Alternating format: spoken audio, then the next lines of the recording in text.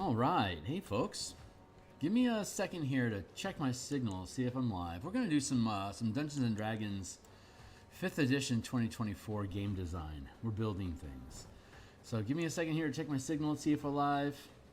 We'll make sure the posts are out there, and then we'll get to work.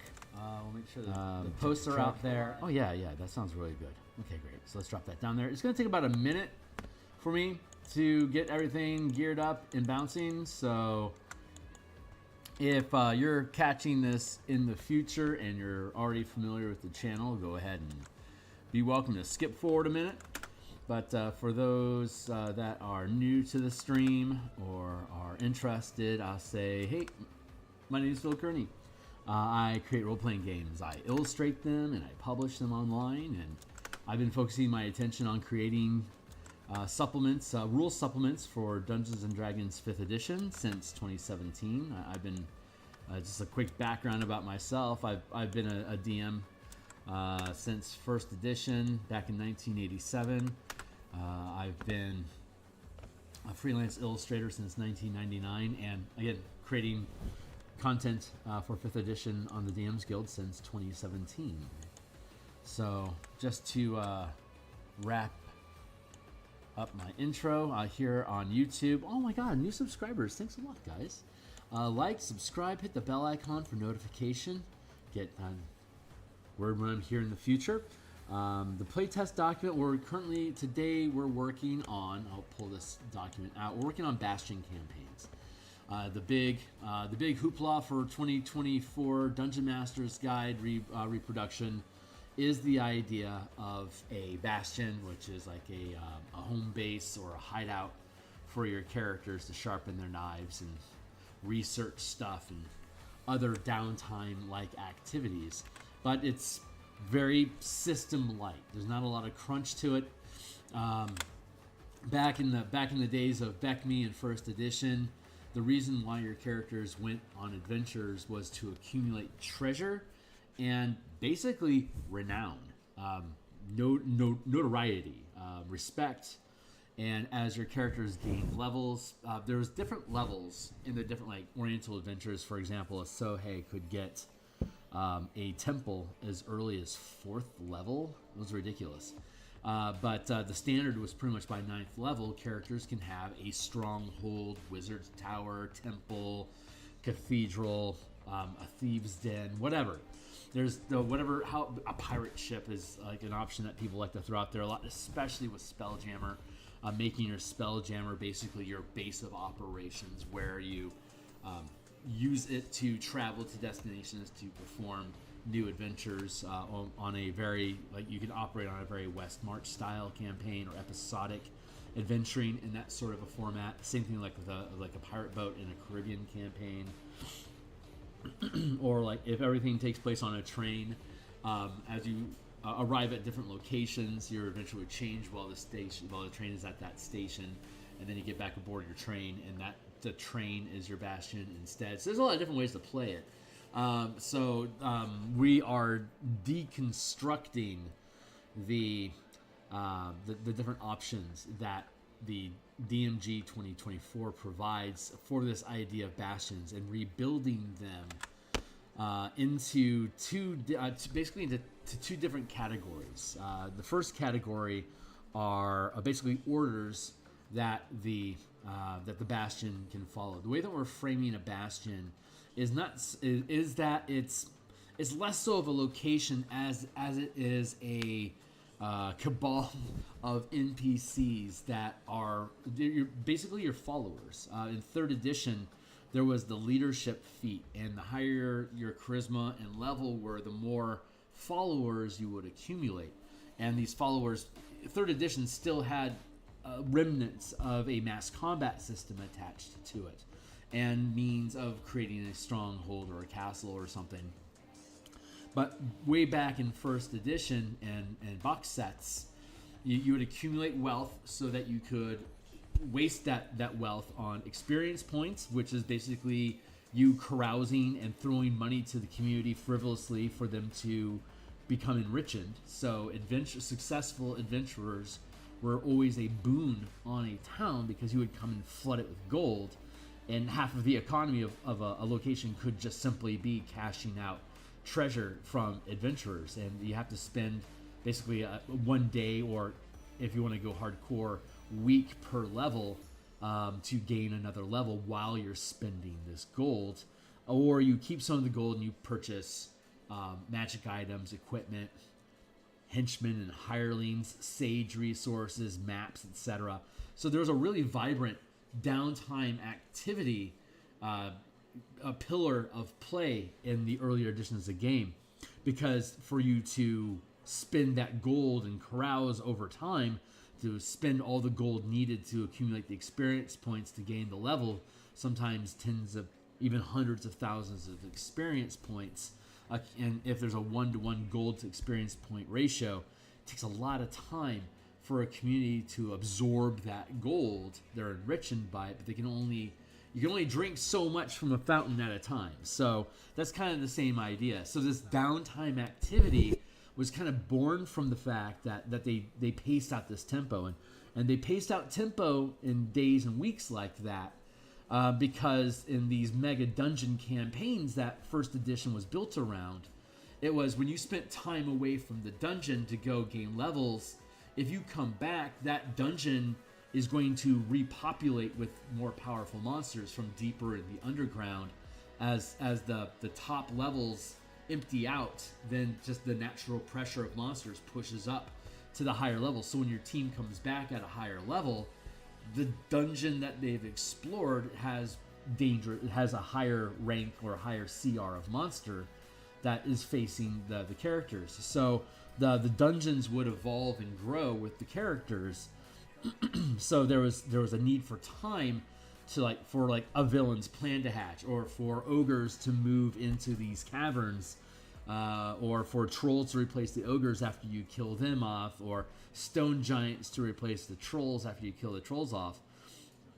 So there was this game space of a lot of hang time, making it realistic that characters grew and that the world would evolve and become more dangerous to meet the level of power that the characters have, because the world would just take the time to evolve as your characters are taking time to level up. So it made a lot of sense. There's a lot of internal logic that makes all the mechanisms of a fantasy world actually operate pretty smoothly. So inside of that, as your characters accumulate these levels, they get access to they begin collecting followers and can have structures and start building strongholds and then communities around that stronghold. And then as you claim this plot of land, you can then expand out, and you would want to put it on the edge of the empire, or at the edge of explored territory. So it becomes a base of operations for your characters to push out into hex crawls or to combat enemy nations. Because after you got into a fortress and then started accumulating hirelings, then you start to accumulate an army so that you can go attack other nations. Because the D&D game engine came out of tabletop warfare games like 40K. It took the 40K idea, and then what if I played an individual space marine and have him run around and shoot Tyranids or whatever. That's kind of how D&D came about. So the idea was you start with this army, and then you create this narrative about individual troops inside of that army accomplishing Dirty Dozen type or Inglorious Bastards type solo missions that help benefit the larger army. And when you complete that mission, then you create a new scenario for your armies to go in. So the old Beckme style, once you got past expert into companion, you started to accumulate companions or minions, allies, hirelings, an army to go attack these other nations that are also accumulating power. And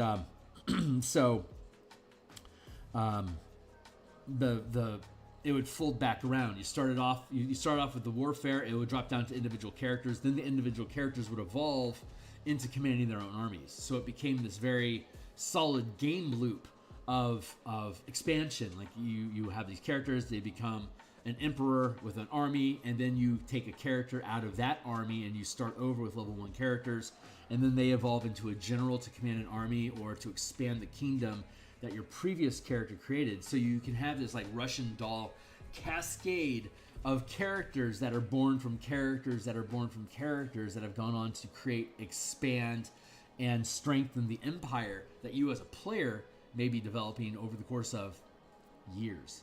So it's a really, really neat, in-depth game loop and just campaign theme in general. I call it Dominion campaigns, where the focus of it is establishing and developing your dominion or your domain, your region, your stronghold, or in 5e, your bastion, to assert your influence into the world through your ability to command others. So the bastion, as it's presented in the player's handbook, it's presented as a location with like specific room sizes and costs that go along with that. We're going to blow that out and expand on the idea and make it a little more nebulous, in that bastions basically represent NPCs that are loyal to you and devote their time and efforts to assisting your goals. That could be pirates on a pirate ship. That could be a blacksmith shop next to a carpenter.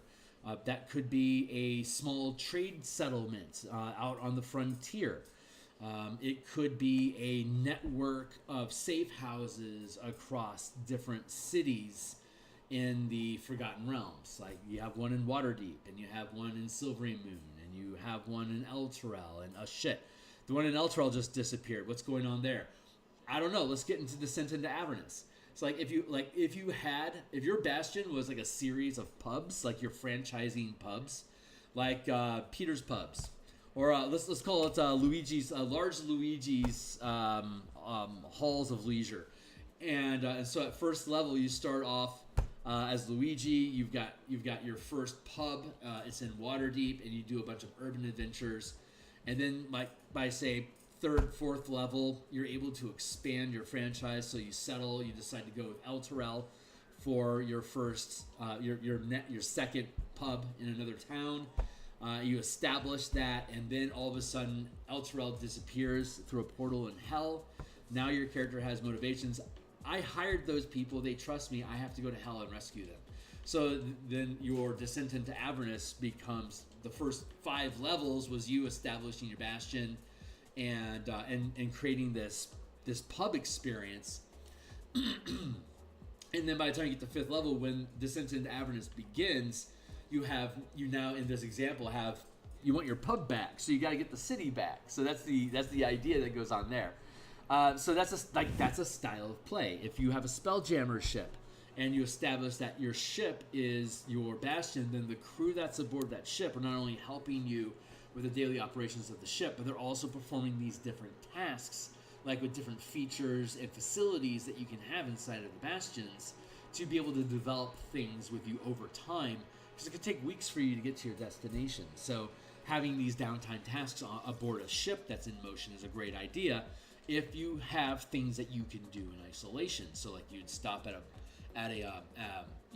community, stock up on the supplies that you need to perform your tasks, head off to your adventure, and you perform the adventure. By the time you get back, the things that you were building or crafting or whatever are completed, and now you can offload that stuff into the next community that you arrive at, pick up new supplies, and so you can create this merchant loop for your characters, where they're focusing the activities of their ship around mercantile trade and creating deals and doing mercenary and dungeon crawl stuff on the side to supplement the income, or to use that merchant that merchant persona, your bastion, as a front for your thieves operation. Like in Dark Sun, we had a caravan of bards that would assassinate people, and they get hired, so whatever town they would go to next, that would be the destination of the assassination.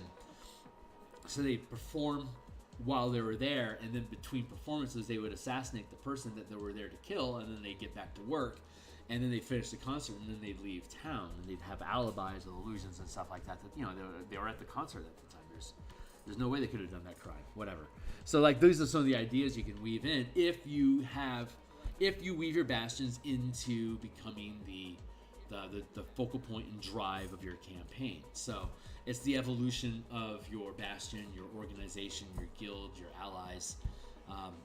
Developing the bastion becomes basically the underpinning theme of the campaign, and the adventures that your characters have during the campaign are triggered in response to either victories or complications that occur at the Bastion level. Trying to establish trade routes, something goes wrong. Let's send our adventurers in to find out. Yeah, we can't establish this trade route because the bridge is being cut off by ogre bandits that won't let anyone pass. Okay, well, let's send our characters in to open up that trade line. Now that we got rid of the ogres and trade lines reestablished, we can now start playing up the relationship that your merchant house now has between these two cities along that road. Maybe you expand and start to acquire mercenaries, and now you're patrolling that road. So whenever trouble comes up with patrols, there's wandering monsters and stuff, your patrol gets overwhelmed, perhaps, and so we need a higher rank hero to go in and save this, and then you take your characters and then go fight the monsters and re-secure the route. Or it can be like, well, yeah, my NPCs are strong enough to take care of a couple orcs, but they caught one, and interrogating the orc, they found out that there's actually a whole army of orcs that are going to be establishing nearby. That's going to be big trouble. Now that becomes something that maybe an 8th or 9th level character, it would be appropriate for them to deal with that scale of a conflict.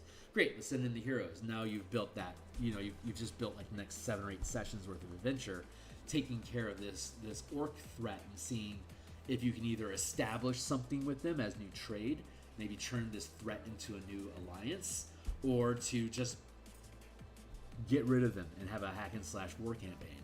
You can go either way with that, but that's being facilitated by your Bastion. So that's what the theme of Bastion campaigns are. And again, the the way that it's presented here in the DMG is that it's a physical structure that has different rooms, and each room in your structure produces different things, and they gloss over a lot of the logistic details that go into it, which is good. You don't want to have too much detail in your game because you don't want to play accounting. You just want to have fun. But at the same time, this is all like movement action stuff. There's no variables, there's no risks, there's no victories or losses to respond to. It's mostly just providing your characters with additional resources that they don't really need. It's just giving them free gifts, basically. Like, is effectively extra magic items. Each one of these rooms is a sort of magic item that equips your characters with additional abilities. If you're in a low magic campaign where you don't hand out a lot of stuff, leaning into this idea of them getting free benefits from their bastions makes a lot of sense.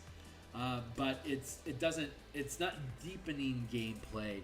It's just it's loading current gameplay with more power, and that is a direct critique. I like the idea of giving the characters additional powers and benefits and resources, but from the way that I grew up learning how to run games in the 80s, is there has to be struggle, there has to be effort, there has to be a victory that goes with the new resource. Otherwise, you're just creating power bloat.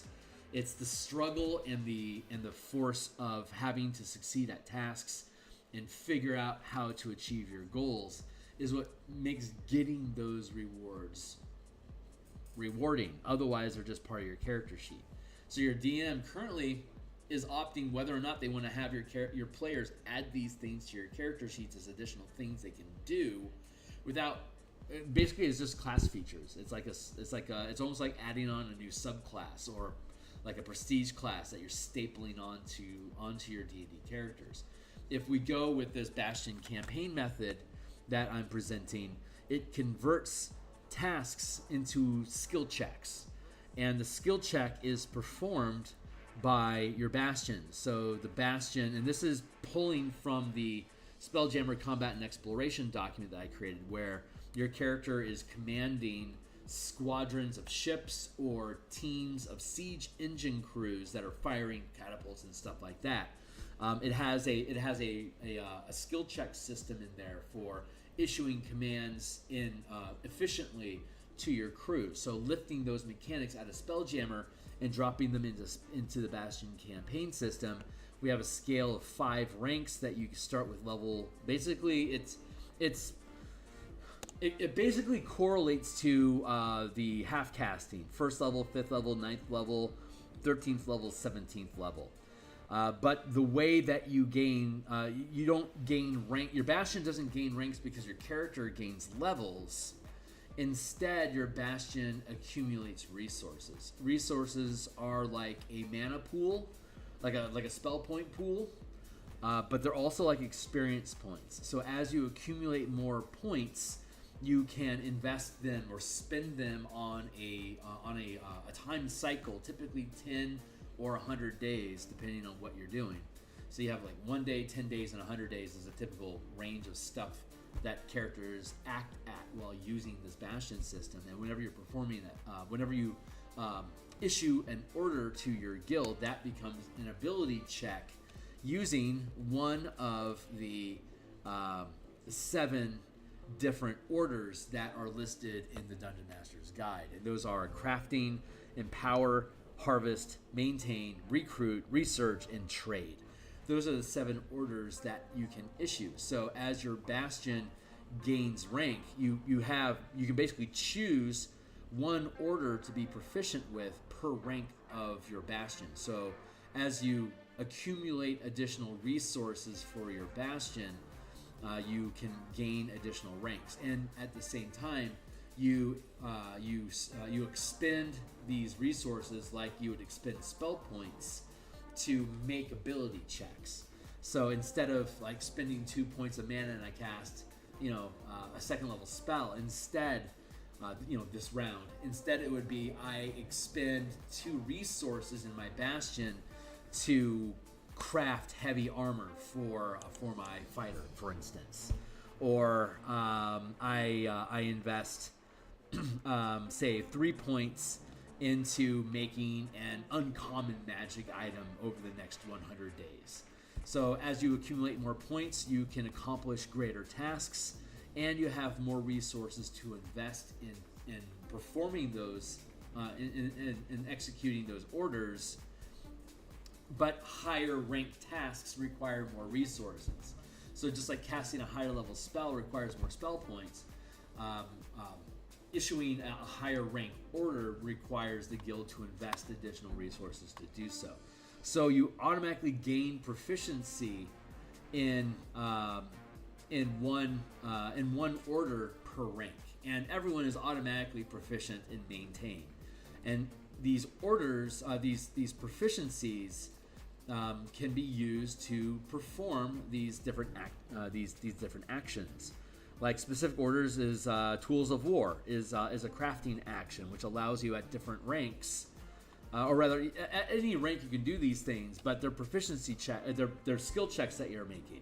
So a first level character, they are never going to hit a DC 30 or very rarely will they hit a DC 25 skill check as a first level character. So like a first rank guild, it's unlikely that a single first rank guild all on its own, a couple of guys building stuff, are going to be able to create a siege weapon with, like, they're going to fail. They don't have enough resources, they don't have enough people, it's going to take way too much time, they're going to fuck something up along the way. They certainly can't create their own self-propelled land vehicle like trucks, like Infernal War Machines. That is way beyond their capacity to do it. They're going to fail that role. But by the time you get to, like, say, 9th level, as a character, you'd have a shot at building these sort of things. So that's the same scale that we see with the Bastion system here. So when you make an ability check, or when you make a skill check to perform an order that's been issued, it's just a D20 test. You add your rank, your guild's rank, and then you add your proficiency die. Proficiency die was from Dungeon Master's Guide 2014, where instead of having like a +2 proficiency bonus at first level, you'd have a D4. At 17th level, when you have a +6 proficiency bonus, instead you'd roll a D12. So it creates this a much larger set of randomized. It randomizes the result of your die roll a lot more. Like a 17th level Like using the system, 17 level character or a 5th rank Bastion would have a d20 plus 5 plus d12. So you're going to get a result somewhere between 7 and 37. And so you've got a decent chance of, you've got basically a 25% chance, a 20% chance of being able to hit that DC 30 roll of that super high level task, which means you're going to fail at it more often than you're going to succeed. And so leaning into the idea of these bastions generating adventure hooks for your characters as a result of the actions, when you only have like a 1 in 5 chance of a top tier bastion succeeding at a top tier task, whenever you fail, you create complications. It doesn't mean that you can't succeed at your goal. It just means that during this cycle of game, this next, like say it took 100 days to do it, and you make a die roll and you fail. It's like, crap, well, we're going to have to continue that. Maybe you add on an extra 10 days before you make a check again. But before you can make that check again, you have to deal with the complication that came up as a result of the failed die roll. So whenever your Bastion fails to complete an order, it creates a complication. Something happened that prevented your Bastion from being able to succeed at that task. And if the players are motivated, they can pursue what got in the way, and that becomes their adventure to resolve the obstacle that's preventing their Bastion from succeeding. So once you clear that obstacle, the Bastion, you make the Bastion roll to succeed at the order again. And now that you succeeded at that task, they'll roll with advantage. So since you've helped pave the way, it's now going to be easier for them to succeed at that task, represented by the advantage that they get to roll on the d20 and on the proficiency die that they're going to roll. And so you don't get a proficiency die roll unless you're proficient with that order. So if this was like a trade mission that got shut down because of something got in the way, if you're not proficient in trade, you don't get to add the proficiency bonus, so you don't get the die roll. So you just get d20 plus your guild's rank, which means a 5th rank guild at best is going to roll a 25 if it's not proficient in that task. So every time you gain a rank, you gain, and then you start with 1, and then you continue to gain them, and all of them automatically have maintain as well. Maintain allows you, you can make a check to maintain a lifestyle for everyone that's associated with your Bastion. And we have that listed down here under maintain tasks. Maintain Bastion lifestyle. So they don't actually have lifestyles listed in 2025 anymore that I could find. So from 2014 we had wretched, squalid, poor, modest, comfortable, wealthy, and aristocratic. Here was the gold cost per 10 days. This is how much gold would be spent. Like if you have a squalid lifestyle, every 10 days you need 1 gold, or basically 1 silver piece per day. Poor, 2 gold pieces per 10 day. I'm using 10 day because Forgotten Realms runs in cycles of 10 days. There's like 3 10 days per month. So yeah, so in 10 days, it's an easy variable. There's 1 day, and then you have the 10 day, which replaces a week, and then 10 days is a season. There's 10 days per season, or roughly 100 days per season, which is a little long. It's actually, it's actually 90. So it's an extra 10 day that we're tossing in there. But that allows us to scale from 1, 10, 100, and then 1,000 days is basically 3 years. So artifacts, massive ships, castles, those things can be built in 1,000-day cycles. And then if you have enough resources invested into a task, you can collapse time frames to like take that castle instead of taking 1,000 days to complete. If you dump in like 1 million gold worth of resources into it, you can get it done in 10 days. You can get it done in 100 days instead of 1,000 days. You wouldn't be able to get it done in 10 days unless you use magic. But then you're not using the building skills to make a castle. You're using just raw magic. And as long as you have enough mana, You can perform pretty much any task in one day. Mana, the ultimate time frame collapser, and that'll be a part of it. If you have your character on hand, and depending on how many spell levels they invest into the task, they can collapse time frames to speed that up, thus locking them in. I can't go adventuring today. I've got 80 mana locked into making this artifact. How soon do you want it? Oh yeah, sooner is better. I'm not going adventuring today. In fact, I'm not going adventuring for the next 3 months. So that's how downtime can operate with this system. So we're going to build out, and then so those are tasks that you perform, right? They're orders that you can fail or succeed, and succeeding means you further your goal. Failure means that you create a plot hook to overcome to then allow you to make the roll again and succeed at the task. And then there's facilities. So there's orders and facilities, and these are kind of blended together in these different things. Like you have the order of harvesting, but then you can also enlarge the facility to have access to more stuff, and you just automatically get let's see, Hireling's Bastion, choose its type and options to the gardens below. While in your Bastion, you can instruct your facilities Hirelings to change the garden from one type to another. It takes 21 days to do it. There you go. Harvest, garden growth. You can issue the harvest order to this facility.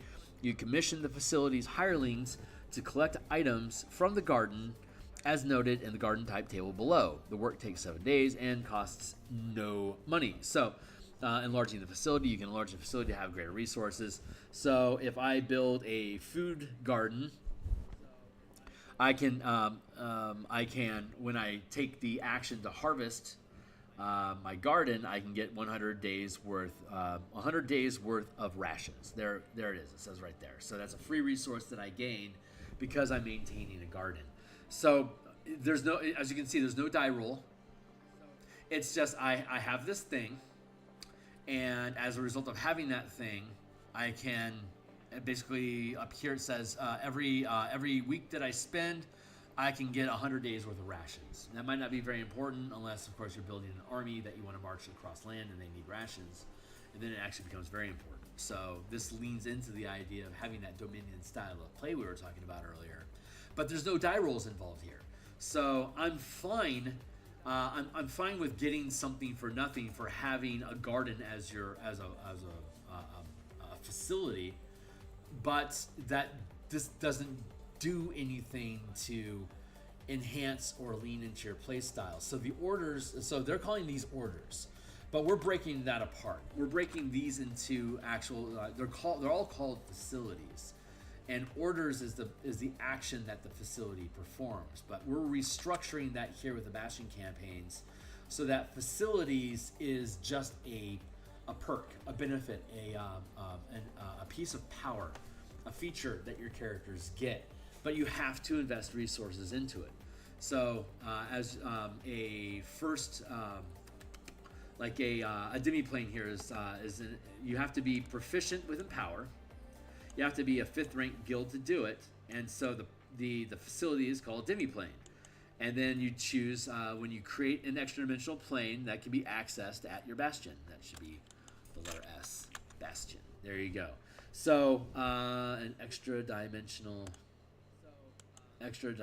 plane that can be accessed at your Bastion. So you choose one benefit, reduce one crafting order by 1 degree. 1,000 days becomes 100 days. 100 days becomes 10 days because of time distortion.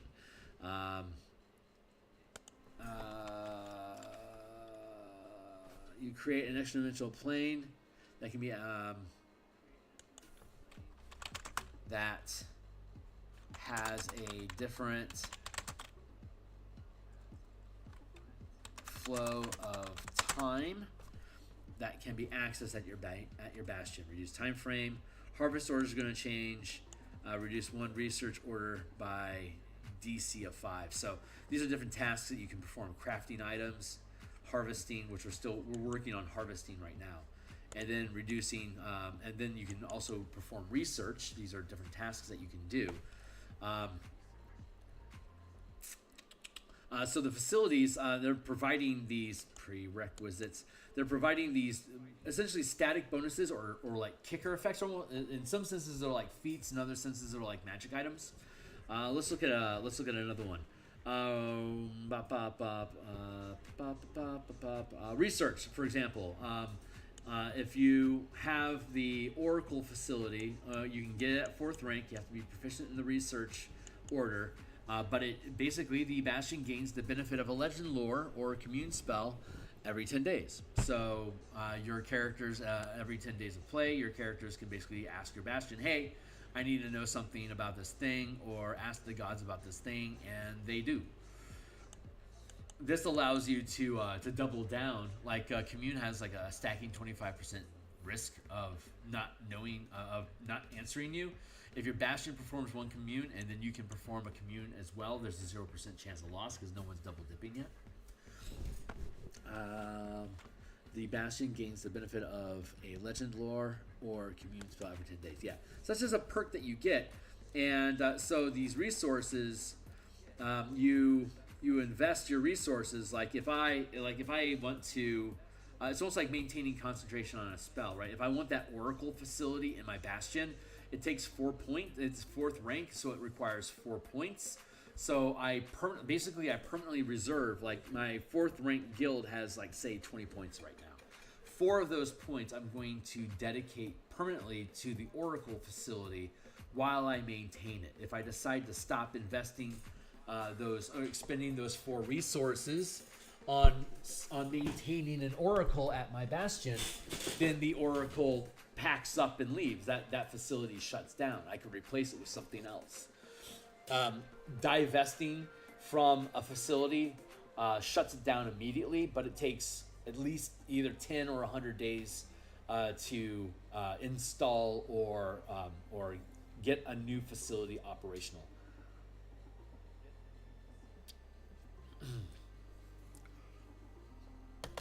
And doing so can create complications. So let's see. So those are facilities, they're like perks that you get, but the orders are ability checks.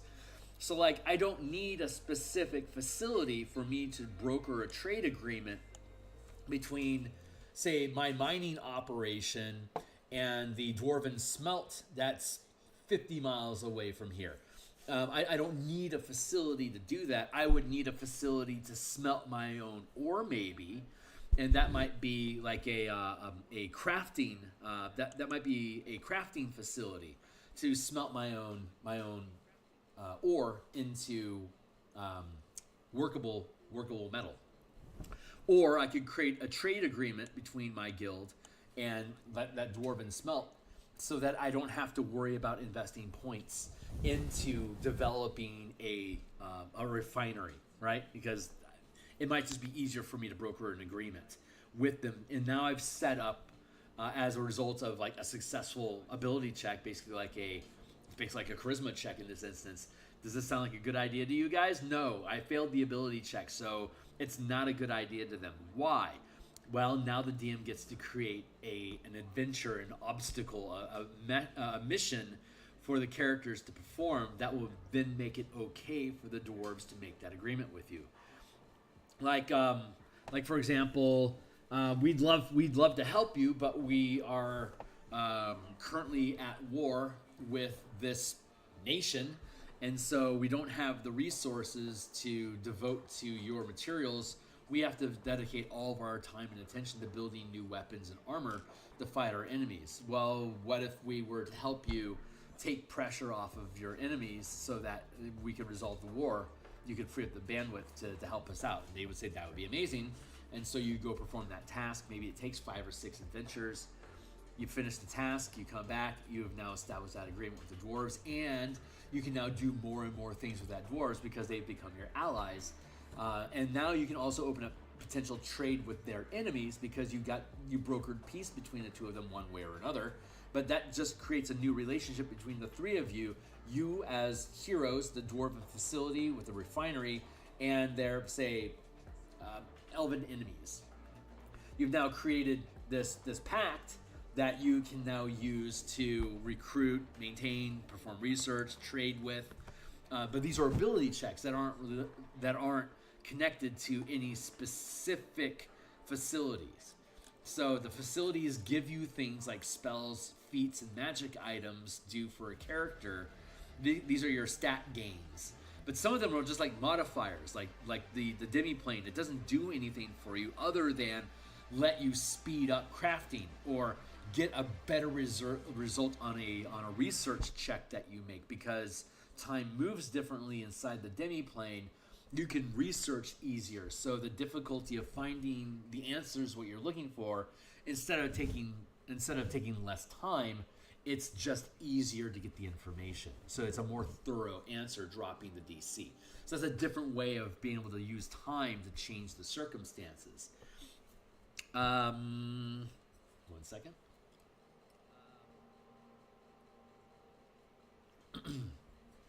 So all these facilities in the DMG have these facilities and allude to what kind of ability checks could be made if you had it, like say if you had a garden, what sort of adventure hooks or complications could occur as a result of having a garden.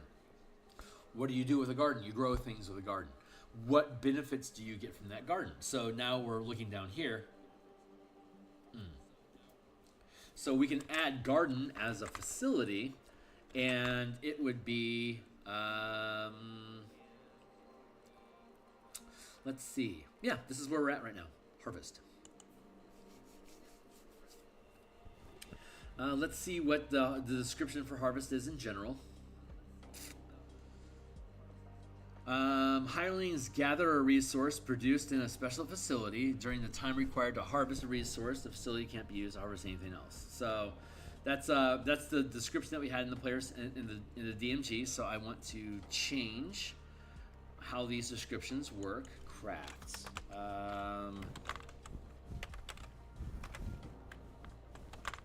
Your Bastion has the resources and skilled hirelings to craft items. Very simple. Your Bastion has the resources and skilled hirelings to craft items.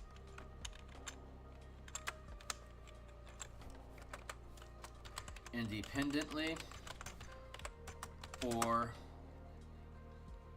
with the help of the characters. Bastion has the resources and skilled hirelings to craft items independently or to assist characters. There, easy enough. It's really, for me, it's really warm in here. Give me a hot second. I think I need to crack a window.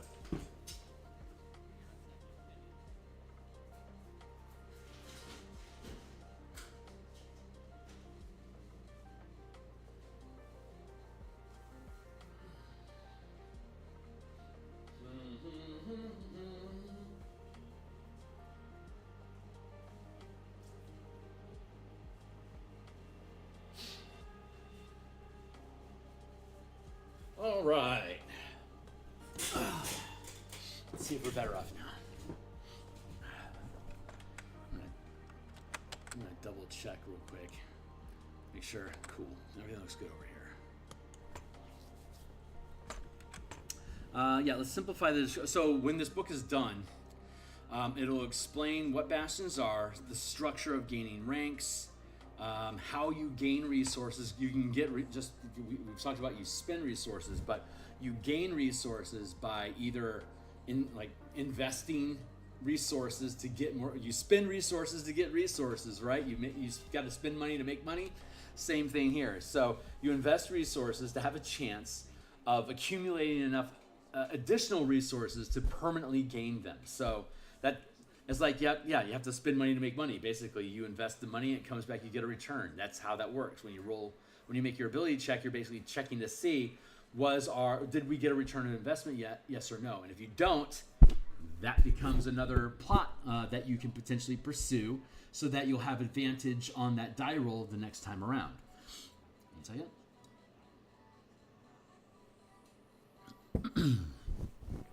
And you can also, there's a gold value for resources. At first rank, resources are only worth 100 gold each, and by the time you gain 4 resources, you're now a second rank guild. When you get 9 resources, you're a third rank guild. When you get to 16 resources, you're a fourth rank guild. And when you get to 25 resources, you're a fifth rank guild. And the cost for each resource as you ascend becomes more and more expensive.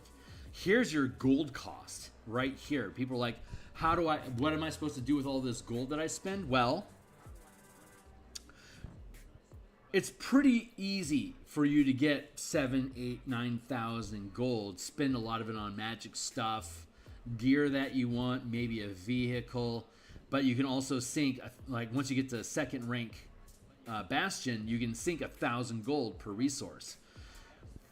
So 4, 5, 6, 7, 8, 5. So you can basically spend up to 5,000, 5,300 gold so far is what it takes to get 8 ranks. But then for you to get to third rank, that 9th resource will cost you 10,000 gold. So you've got 5,300. You're now at 15,300 gold that you've invested. You could just drop 15,300 gold into a city and basically purchase somebody's business, and that becomes your Bastion. But at that point, it's 10,000 gold per point of resources that you gain. So you'll end up spending to get 15 points to cap out at 13th rank. It'll be 75,300 gold that you've invested. You can perform when you perform adventures. You either get magic items, gold, or as a DMG 2025 recommends now, favors. Instead of favors, or rather, that favor is given to you in the form of resources.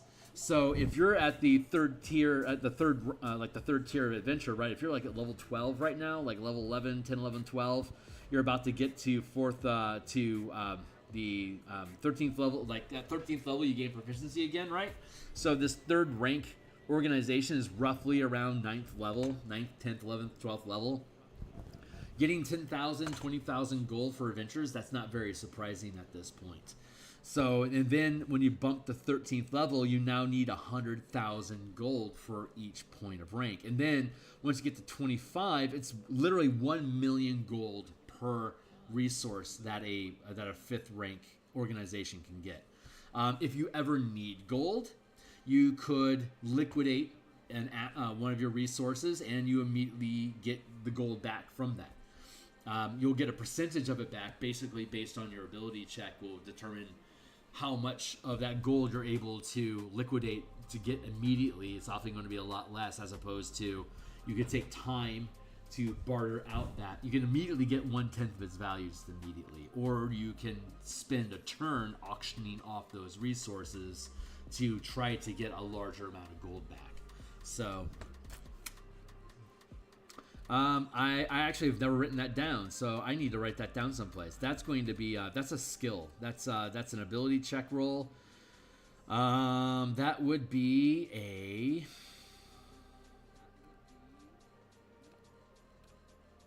I would say that's a maintain skill.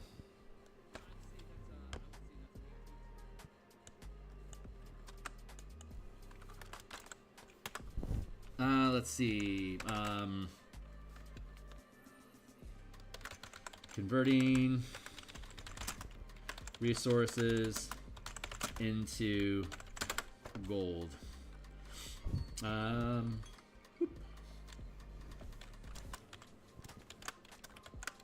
Immediately equals 10% resource value.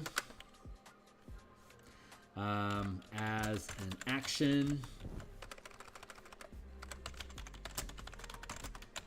you can auction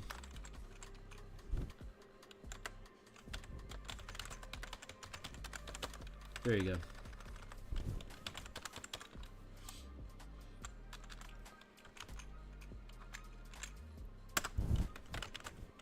You can convert, you can sacrifice Bastion resources for gold.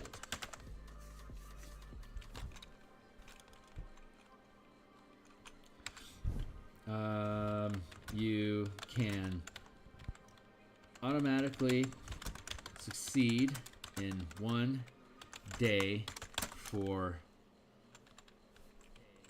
10% resource value. As an order, you can auction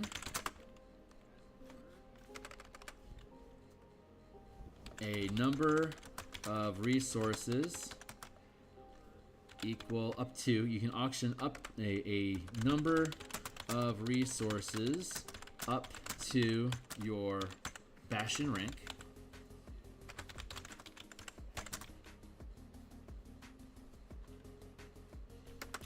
Let's see, rank, time, 1, 2, 3, 4, 5. 10, like a first rank Bastion is like 10 or less hirelings. It goes 10, 100, 1,000, 10,000, 100,000.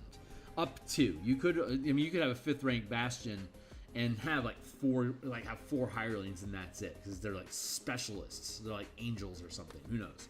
Or you could have just a legion of menial workers spread across the continent doing your bidding, and that could be up to 100,000. So it doesn't change the math on the game at all. When you're sustaining a lifestyle, when you maintain a lifestyle for your Bastion, it automatically assumes it's covering for all of them. So we might want to factor in scale for size as a modifier, but I don't want to make the system too complicated. I want to keep it simple.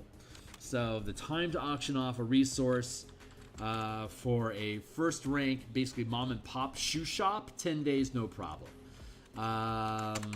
Maybe 100 days here, 100 days here, 1,000 days here, and 1,000 days here. So this is the time it takes for you to be able to make a successful order and not cash it out for 10%. So 5th rank, 1,000,000 gold. If you're willing just to cash it out, someone will buy it for 100,000 gold right then and there, and it's gone. Otherwise, you have to spend time to try to market it. Rank, time, and then we'll go, let's see, DC.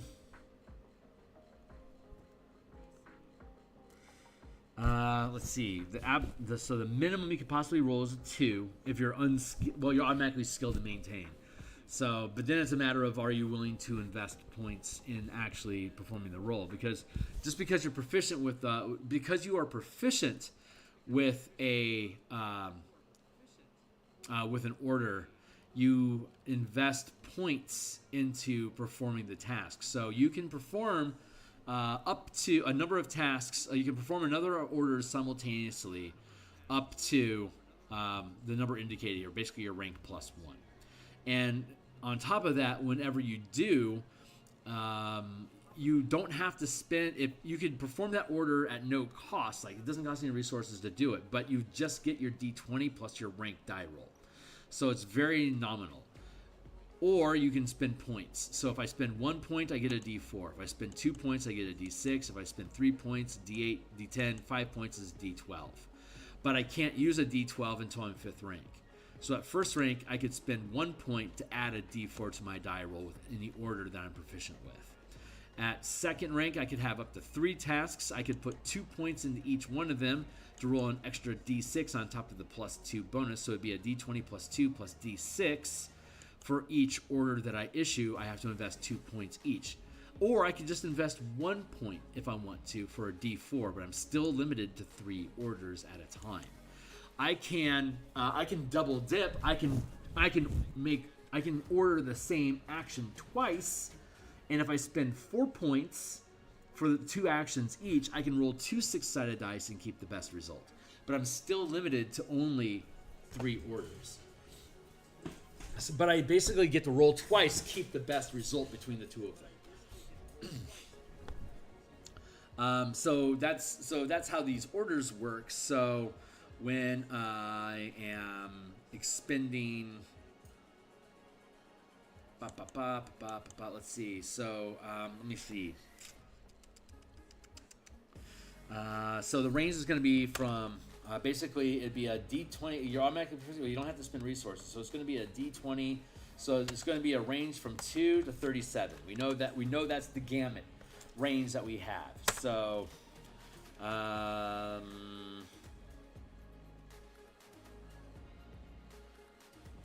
if we were to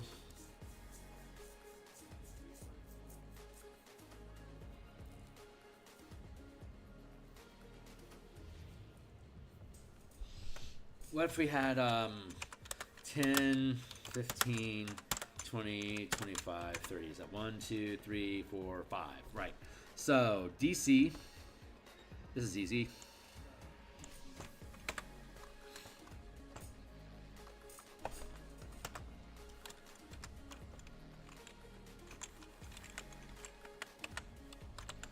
Value.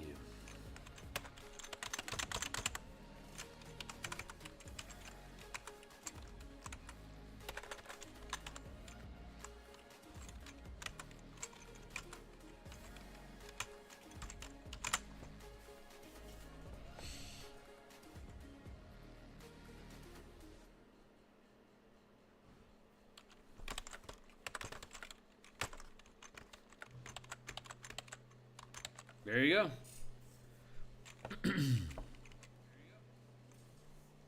So if you roll below 10, it took you, say, 10 days, you may as well have just given it away to the first person you saw.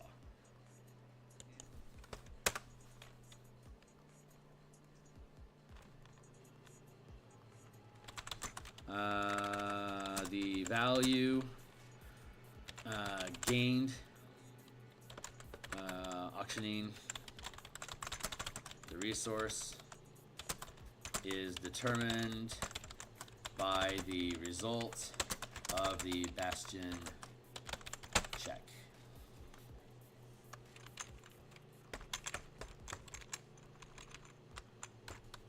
There we go.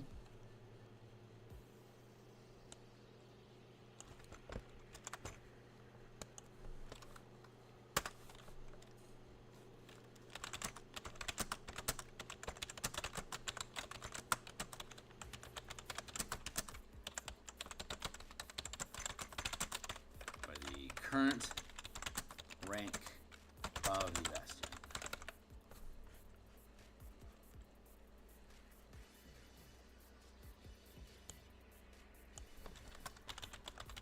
There, the kind required to auction a resource. There you go. So that is the maintain function to be able to auction it off. We also have the maintain action in the facilities.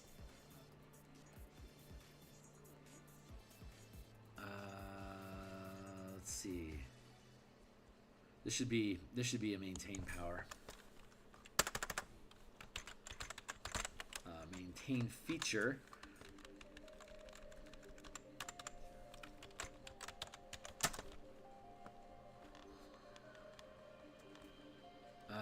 Diverse workforce.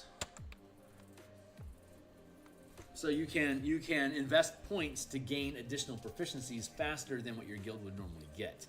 So so the amount of points you have to invest is equal to the rank. So if you're a first rank guild and you invest a point into gaining diverse workforce, you would then spend one of your points you would normally have maintain as a proficiency, and then you could have say crafting, and then if you have maintain, you could also then become proficient in say research, so craft and research.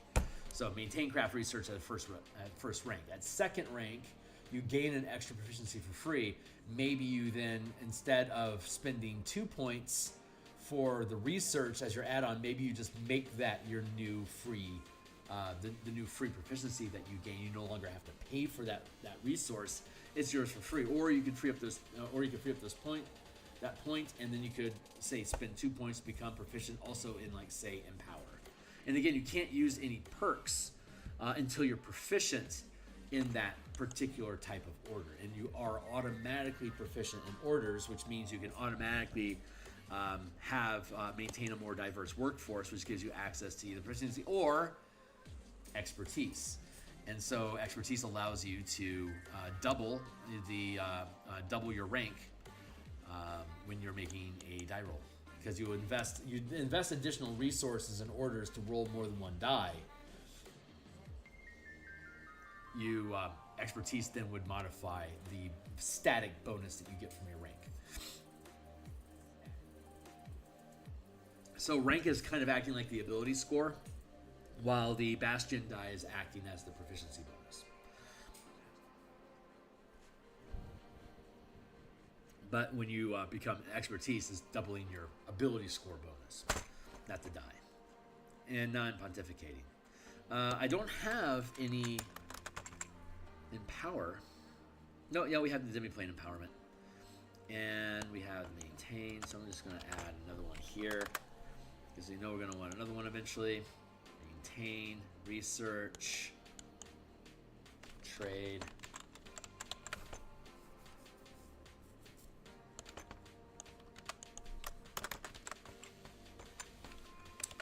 Like spy network.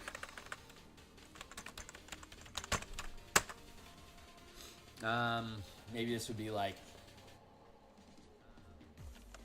second rank.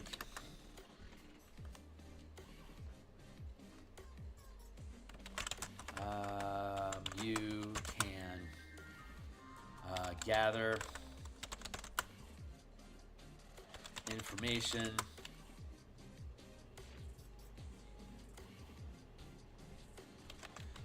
more efficiently.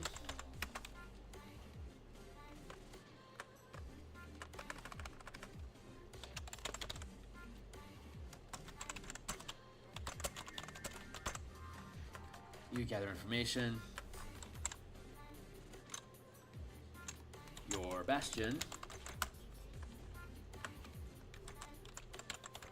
has a network of spies that can gather information faster than you can on your own. And you can on your own.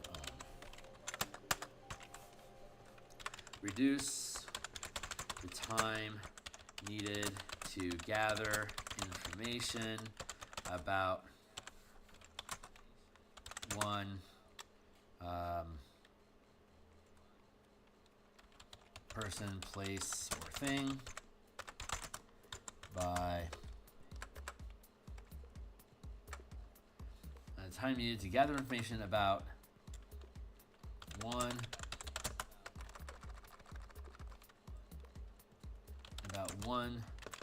target by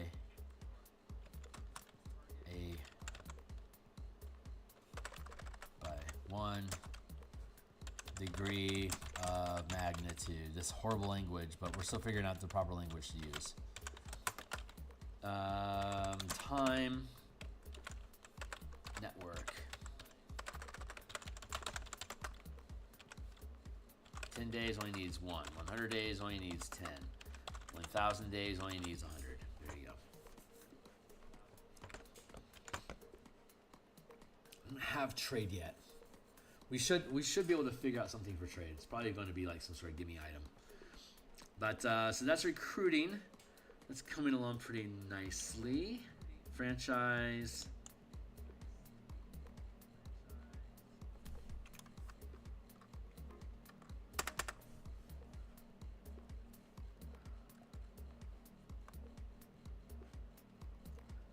Research. This got clipped weird. Standing army.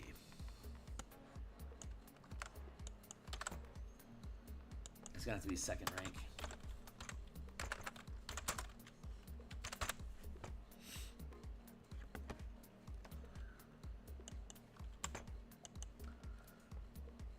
What was this? You can issue additional orders through a franchise equal to its rank. If a franchise grows, this should be maintained. Ooh. Nope, recruit. You can issue additional orders through a franchise equal to its rank. If a franchise grows to equal your guild, you must succeed a D20 test every Bastion turn, or the franchise loses half its resources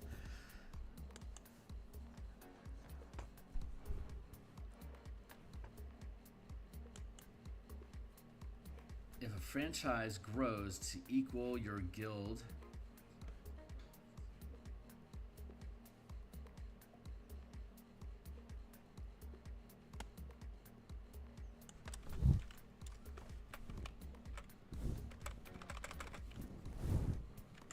rank equal to your Bastion.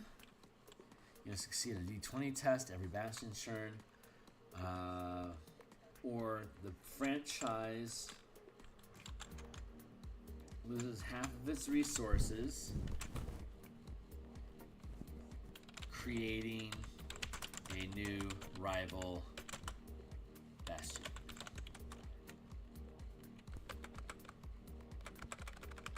Creating an NPC Bastion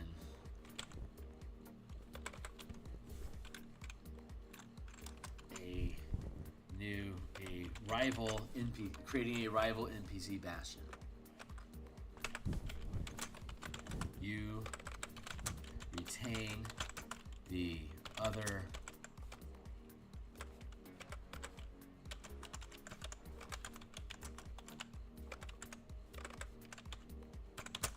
your franchise remains.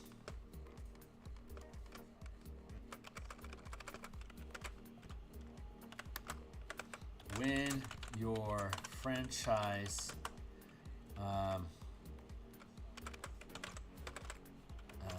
if your franchise is now below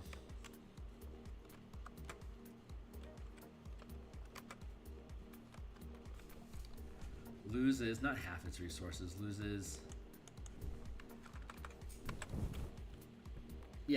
half its resources.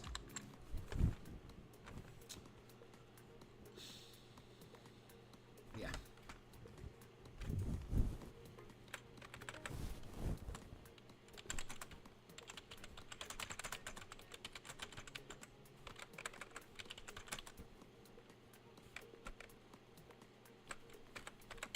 Reducing its rank to less than your Bastion.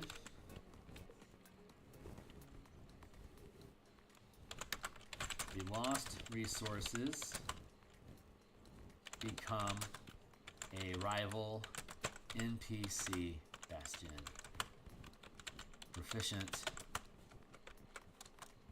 in the same orders as the franchise is. There you go.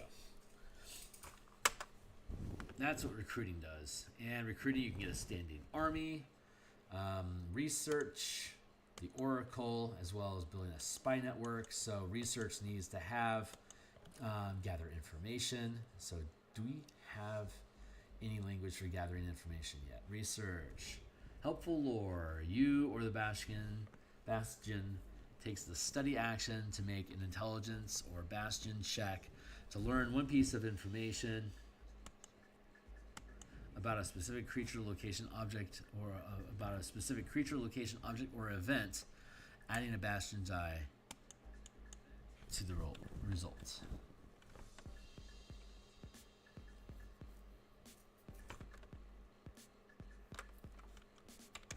You or the Bastion takes the study action to make an intelligence Bastion check to learn one piece of information about a specific action. If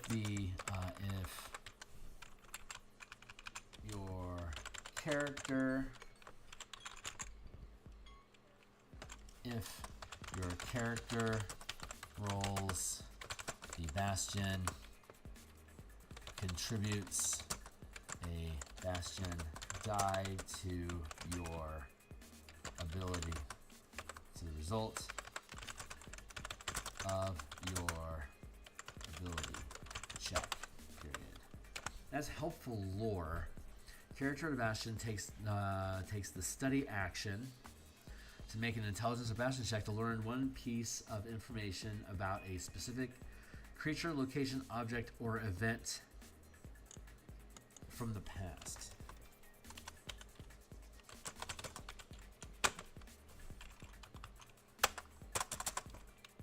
That is, I need that specifically. Let's go with historical lore. Let's do that instead.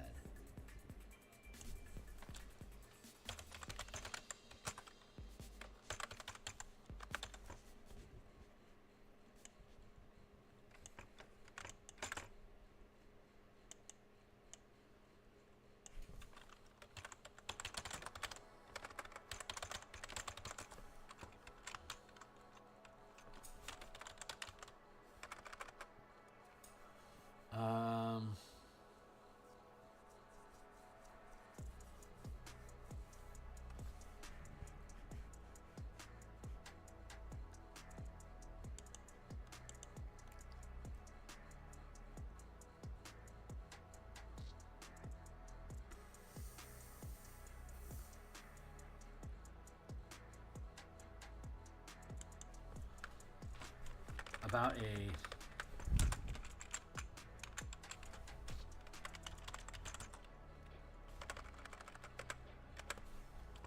yeah, okay, great. So your character or Bastion takes the study action to make an intelligence or Bastion check to learn one piece of information about a specific location or object.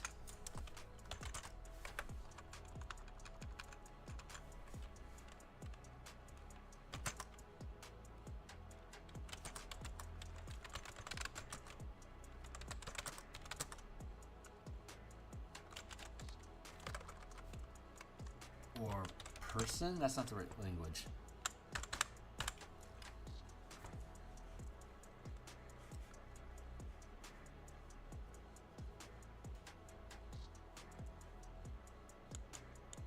Or a historic event.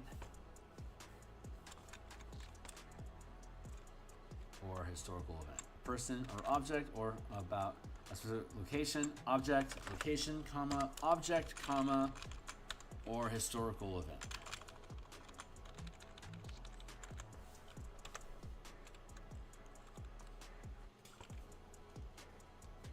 Or historical event, period. What about persons?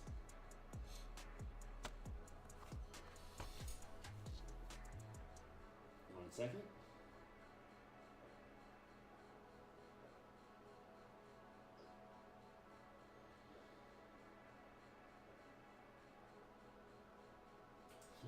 Okay, cool. Grab a sip here. I figured we got until 1 o'clock to mess around with this, and then I'll be back today at 5 to work on Spelljammer stuff tonight. And then I'll be back tomorrow morning to work on more Eberron book art. And I'll be back at lunch tomorrow as well. I think I'll work on Spelljammer stuff. Tonight on Spelljammer, I think I'm working on Mecha Kaiju, and then I think tomorrow at lunch we'll refine subclass the subclass document. I just knocked my microphone out of the way, so here I should be louder again now. Let's see, historical lore. Your character or Bastion takes the study action to make an intelligence or Bastion check to learn one piece of information about a specific location, object, or historical event.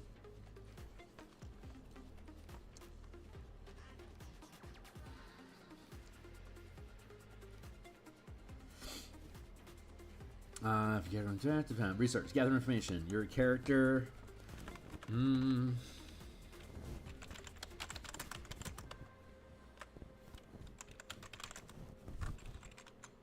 let's go Spy Network.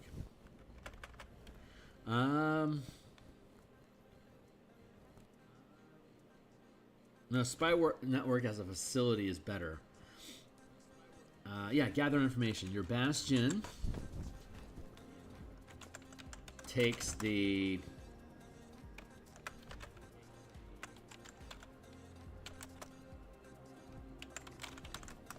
search action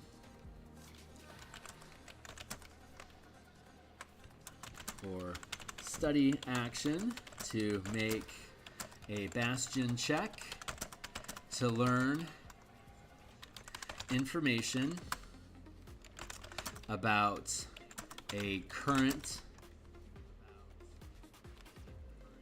creature, location, or object. Current creature, event, location, or object.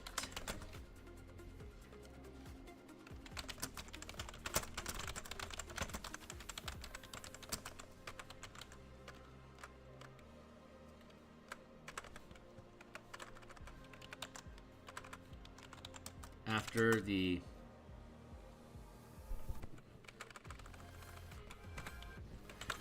once the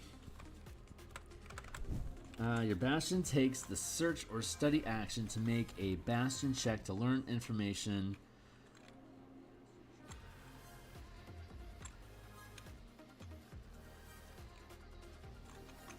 your Bastion spends 10 days to take the search or study action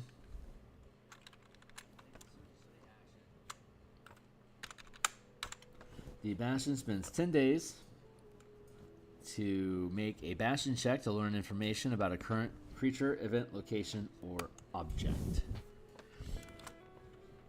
At the end of this, time,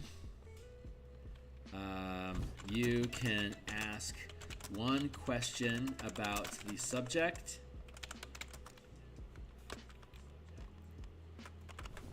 You can ask a number of questions.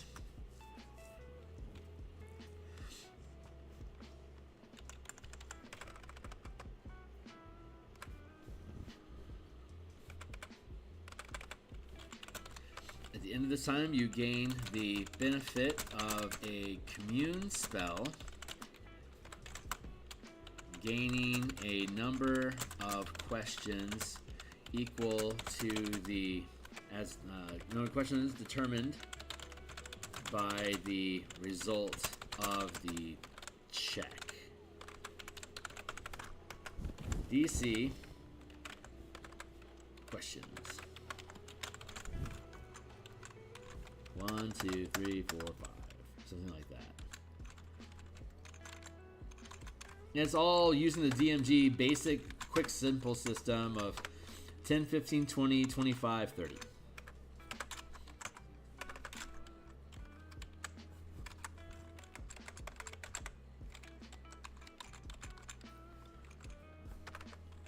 Let's go with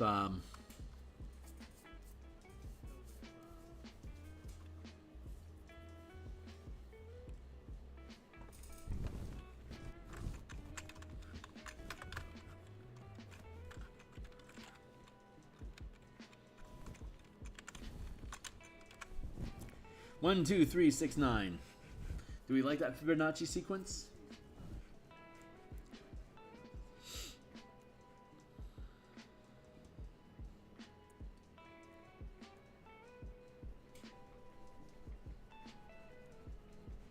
No, that's not 6. That should be 5. 1, 2, 5, 8. 1, 2, 3, 5, 8. Do I like that?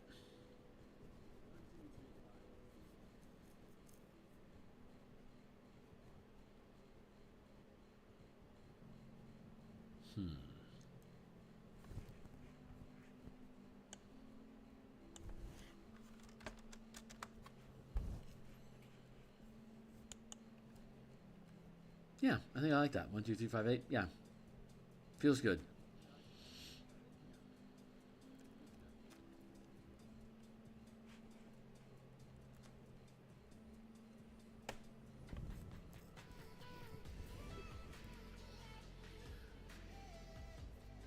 Ooh, 35.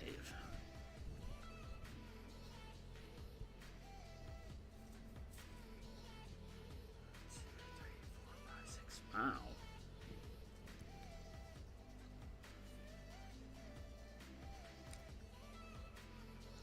One, 2, 3, 5, 8, 12. Nah, I'm good with that. We'll leave that be. There's the facilities. Let's see. Research, gather information, research historical lore. Bastion spent 10 days.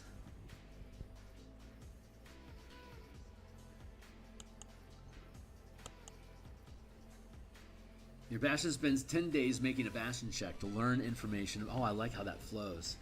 I like that.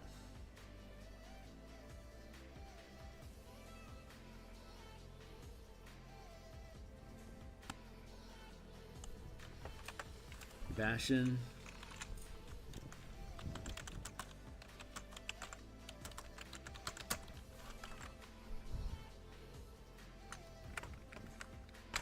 Making a Bastion check to learn one piece of information about a specific object.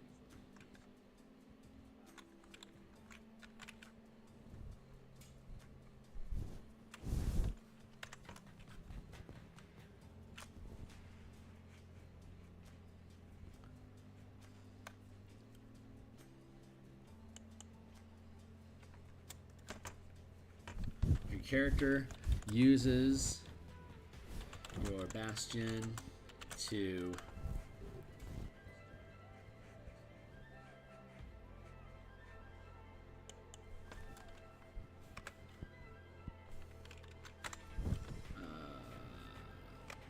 if your character takes the study action to research the information yourself at your Bastion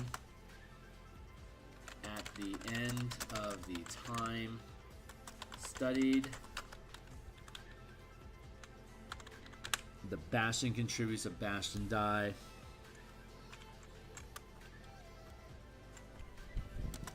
Add a Bastion die to the result of your ability check. There we go.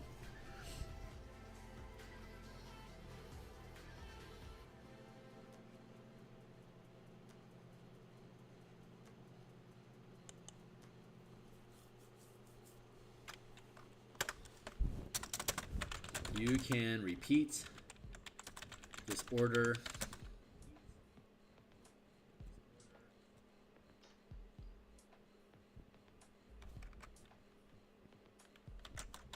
the new result represents additional information researched to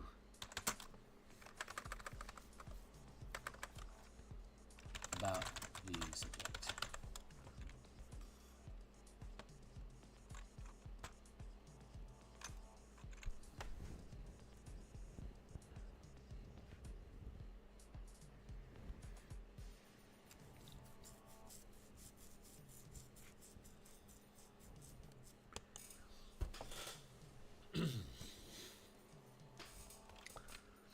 If the result of this check is less than the passive perception score of the person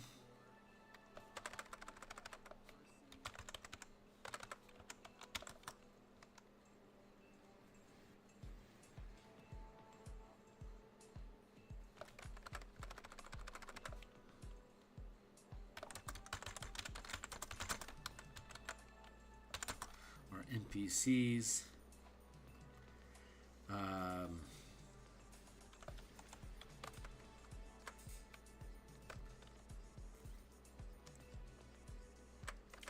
If the, what's the word I want to use? If the information being gathered is about a specific creature, if the result is less than its passive perception score, less than its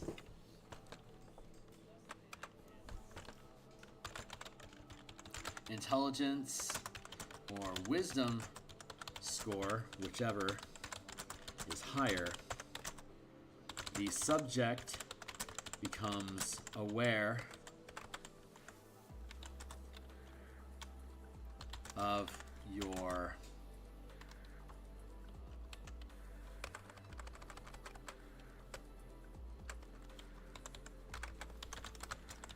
discovers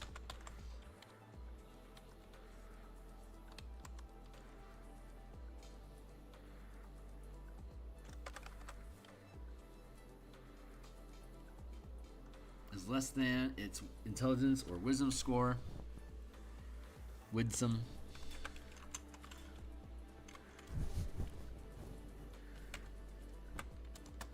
Becomes aware of your order.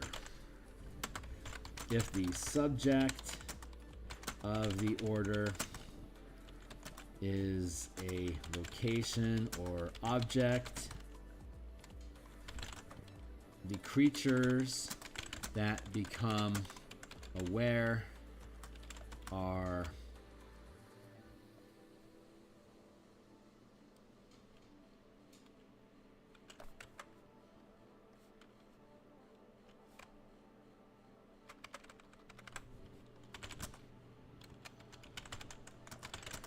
the creatures that become aware of your order, that become aware of your order are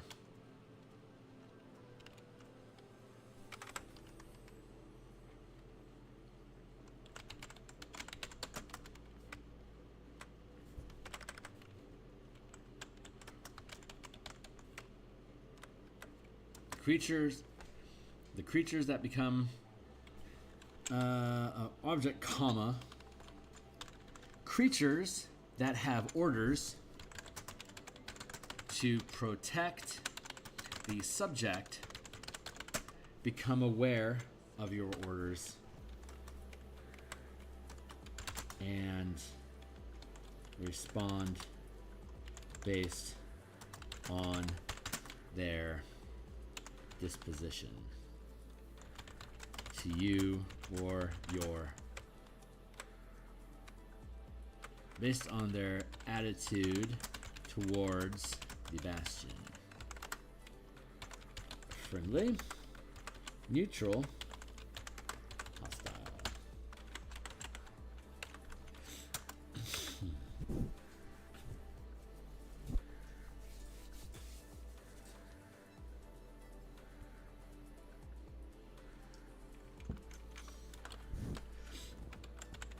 Attitude. Response.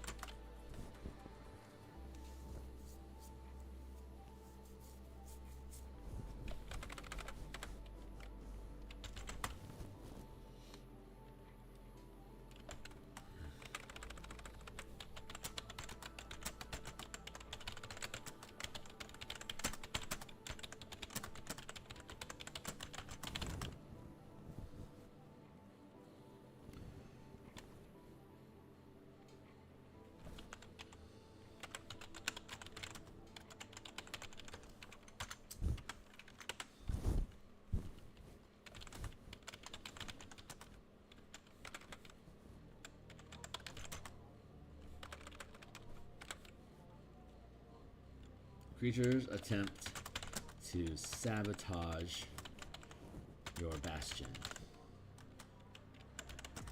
and attack characters that intercede. There you go. Just sabotage. The creatures intend to sabotage your bastion. Period. Thank you, Timely Timer. Was it noon?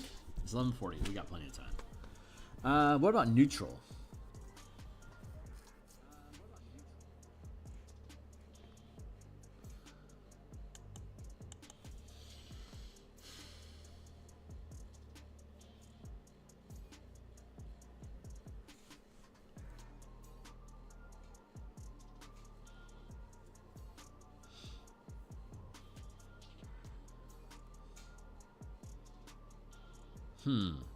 You get an extra answer.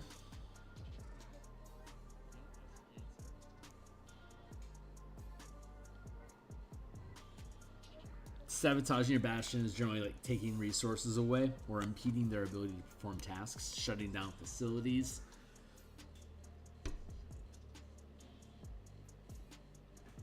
Hampering your activities and giving you disadvantage on Bastion checks until they're eliminated, which becomes another plot hook for you to remove this threat. But what is neutral? So, extra question, that's a great perk. Basically, you basically get a higher die roll. Neutral. They're neutral. They aren't trying to stop you, but they aren't helping you either. You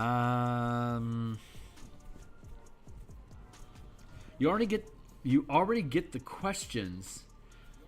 You get a number of questions equal to the result that you would normally roll anyway. So it's not like they would take that away from you, because that would mean that, because you're measuring the results of your DC is then measured against the creatures that are protecting, and then thus their attitude.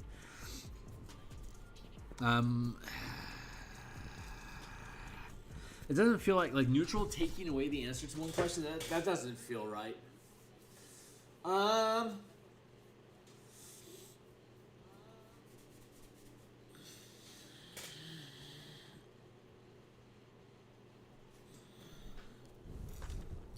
Let's say no effect. Yeah, if they're neutral, they don't care. Whatever. You gathered information, so what? They're aware, but there's no consequences. No response.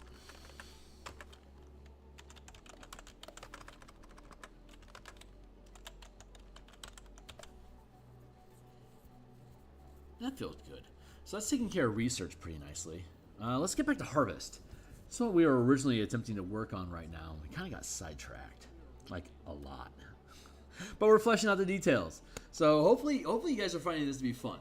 Anyone that's interested in this stuff, this document that I'm working on right now, it's right here. So you can read along and check out the document with me. And anyone that's interested in this stuff and wants to integrate it into their playtesting and give me feedback about it is most encouraged to join my Discord community here. Here's a slew of books that I've created. The Spelljammer Combat and Exploration book, for example. This is where we're pulling this guild these dice from that were in the 2014 alternate rules. We go down here, and you can see the entire document. All my books are 100% free preview. So once this Bastion campaign book publishes, we'll have the entire book here for you. Let's look at ship rolls. And you can see down here the command checks. Your level or the CR of the monster determines the rank of commander that your character is, which corresponds to the Bastion ranks that we have, right? Seeing the similarities there, right? And so here's the die that you roll when you are commanding crews. So instead of having a static proficiency bonus, you have a crew of people that you're issuing commands to. Their proficiency is going to be variable depending on how well they coordinate with each other. So that's what this command die here represents in that attitude. So you can check out this book here on DMsGuild. It's still in the top 100 best-selling books right now. I'm really happy about that. But that same system is what we see here with the command die system here, D4, D6, D8 to 10, D12. Again, it's groups of people, and there's a lot of variability that can go into how well more cooks in the kitchen. There's more chaos. It could end up better, might not end up any better at all. So anywhere from 1 to something. Everyone's lows are the same, but higher rank guilds have much high results, and their average results are going to be much higher than what could be achieved by a first rank guild. So that's how the mechanics curve into the narrative of how these bastions operate and how you can depict them inside of the game. So let's see. We don't need a specific size of facility to just perform orders, like to issue orders and perform these tasks. Facilities do require, for the most part, physical locations. And we can just use the Bastion system as it stands for like cramped, small, or cramped, roomy, and vast sizes, I think, is how that scales. I don't remember specifically. Something like that. Something like that. Let's see. Craft, empower, harvest. Harvest. Harvest is where we're at. Empower. Hirelings confer a temporary empowerment to you or someone else.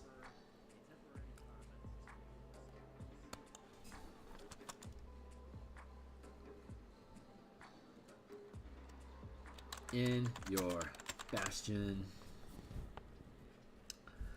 Harvest.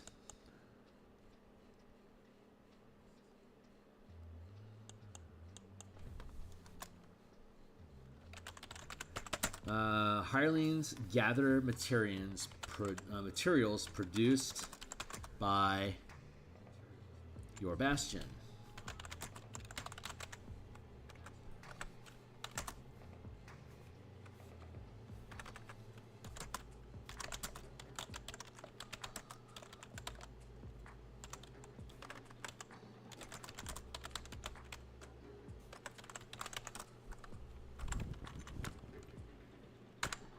There. Very simple. Consumption.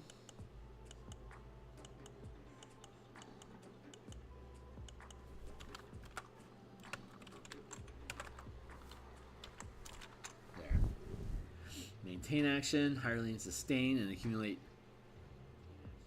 Sustain the well-being and condition. Sustain the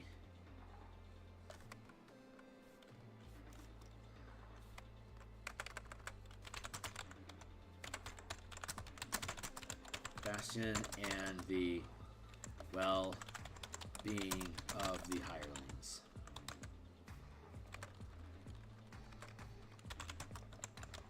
Of its hirelings.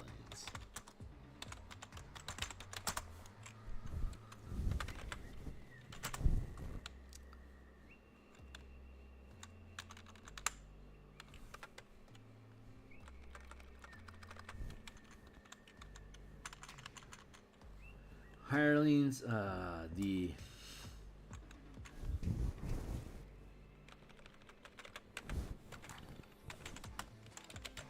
Bastion maintains its own upkeep and provides. The Bastion maintains its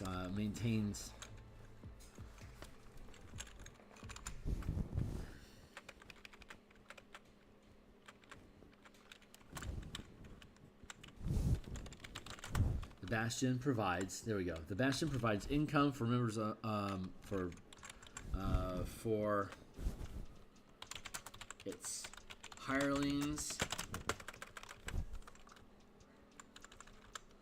by providing goods and services or some other means as appropriate.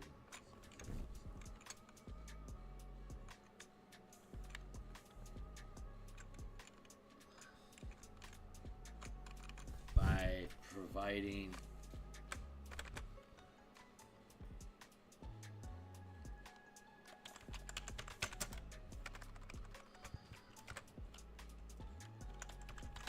by selling goods and services or offering some other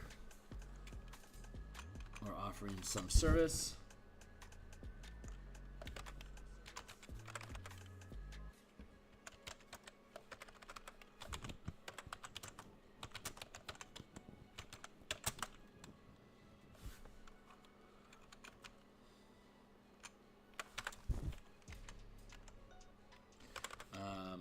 Related to the orders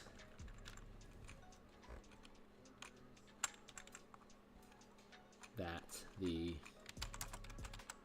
Bastion is proficient with.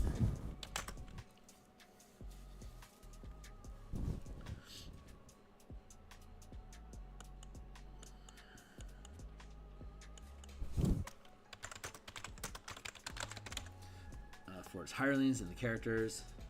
Recruit. Hirelings recruit creatures to the Bastion.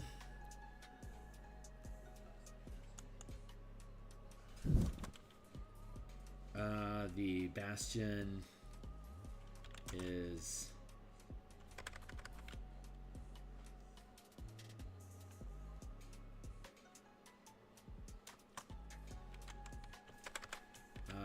maintains its upkeep and provides income. There we go. The Bastion maintains its upkeep and provides income for its hirelings and the characters by selling goods and services or offering some type of services related to the orders that the Bastion is proficient with.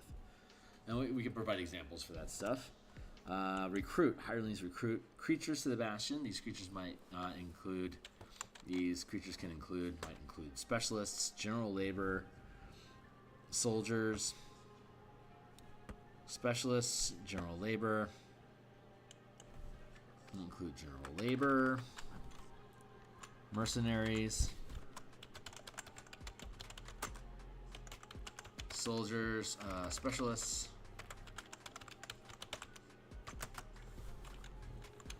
or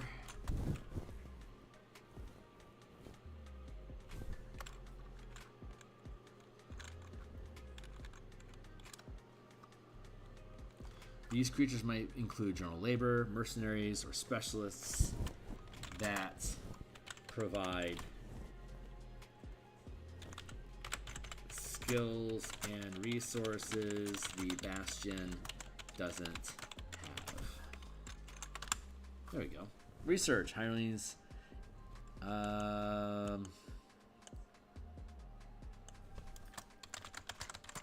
Discover information. Discover information about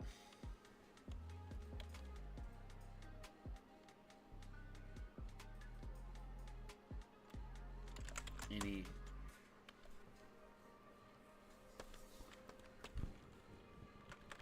hirelings. Research information about persons, places, things, and events. Hirelings buy and sell goods or services stored or produced in the special facility. Hirelings.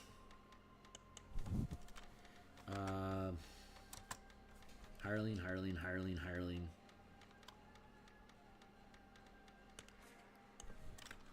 Hirelings maintain the upkeep, maintain the Bastion, and provide income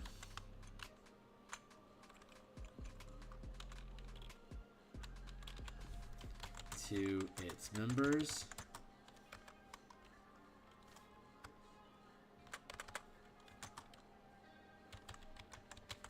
Provide a lifestyle to all members of the Bastion and the characters by selling goods and services or offering services related to the orders that the Bastion is proficient with. Okay, that works. Recruiting. Hirelings do this thing. Research. Hirelings do this thing. Trade. Hirelings broker agreements.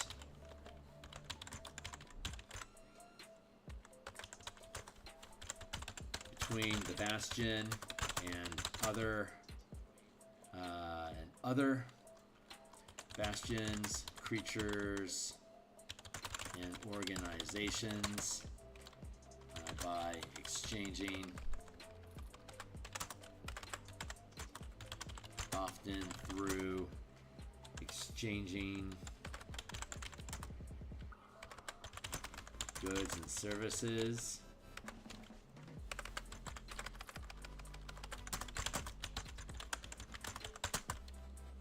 Goods and services, or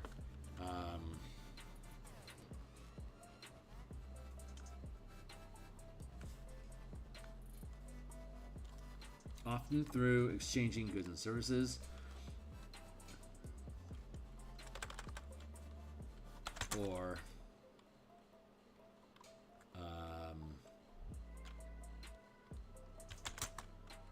by offering or offering the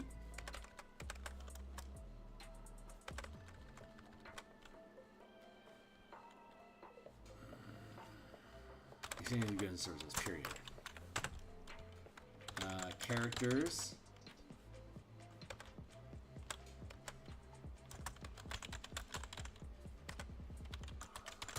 may be required to perform, period. That's good enough. Hirelings broker agreements between the Bastion and other Bastions.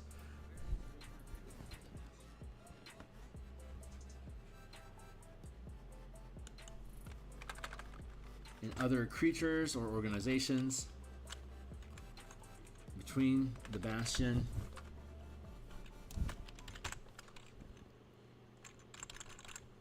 broker agreements for the Bastion. There it is. Broker agreements for the Bastion with other creatures and organizations, often through exchanging goods and services.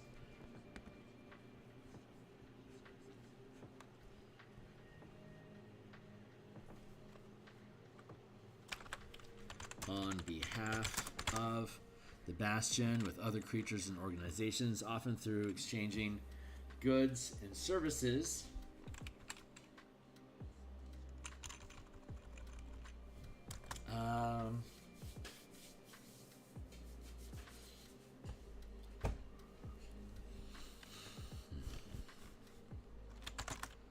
To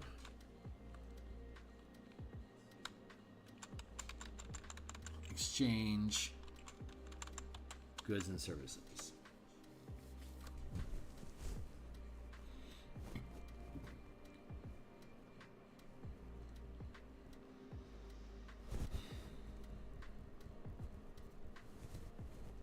We need a base trading function. I think we're going to get to it. I think I'm at risk of scope sprawling too much away from where we're at in this moment. Craft, harvest. This is where we're at. Cauldron of Healing. You brew large batches of healing potions. Make a Bastion check. The amount of healing you brew in 10 days is equal to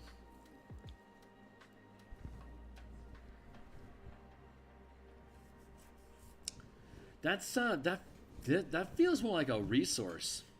That's like a facility.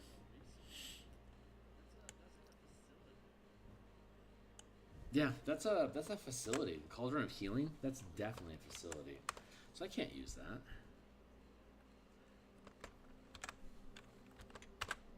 Throw into a housewife.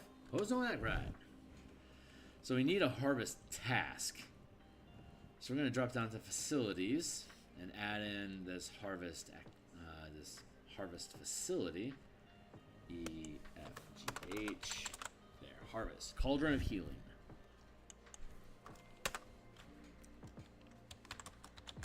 First rank.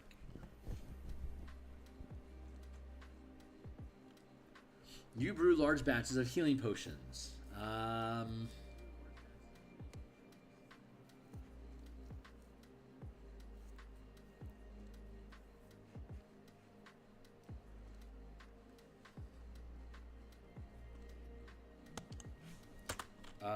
From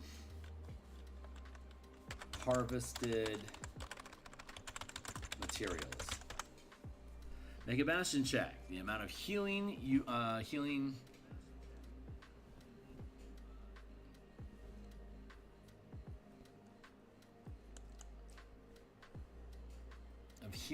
the amount of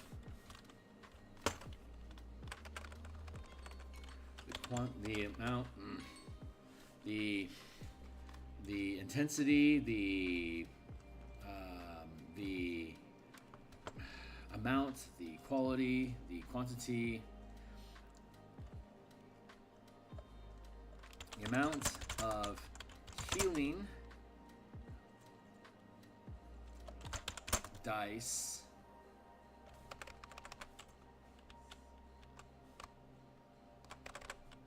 the potency of healing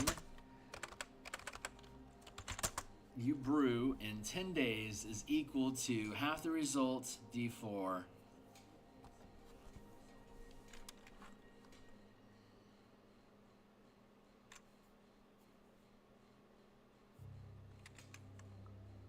The strength of each potion is limited to the rank of the Bastion.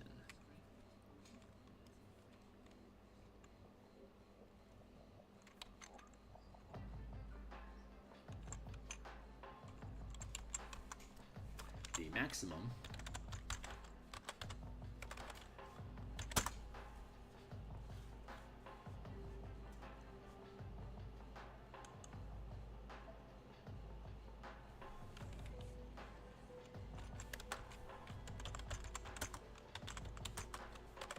divide the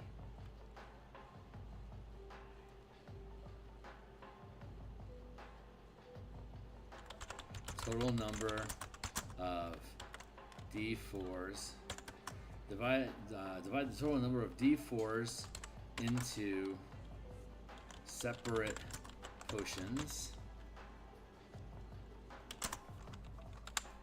The maximum strength of each potion is limited by the rank of the Bastion.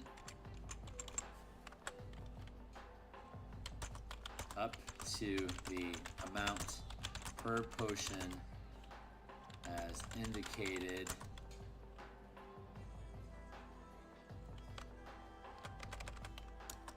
according to your rank as listed below.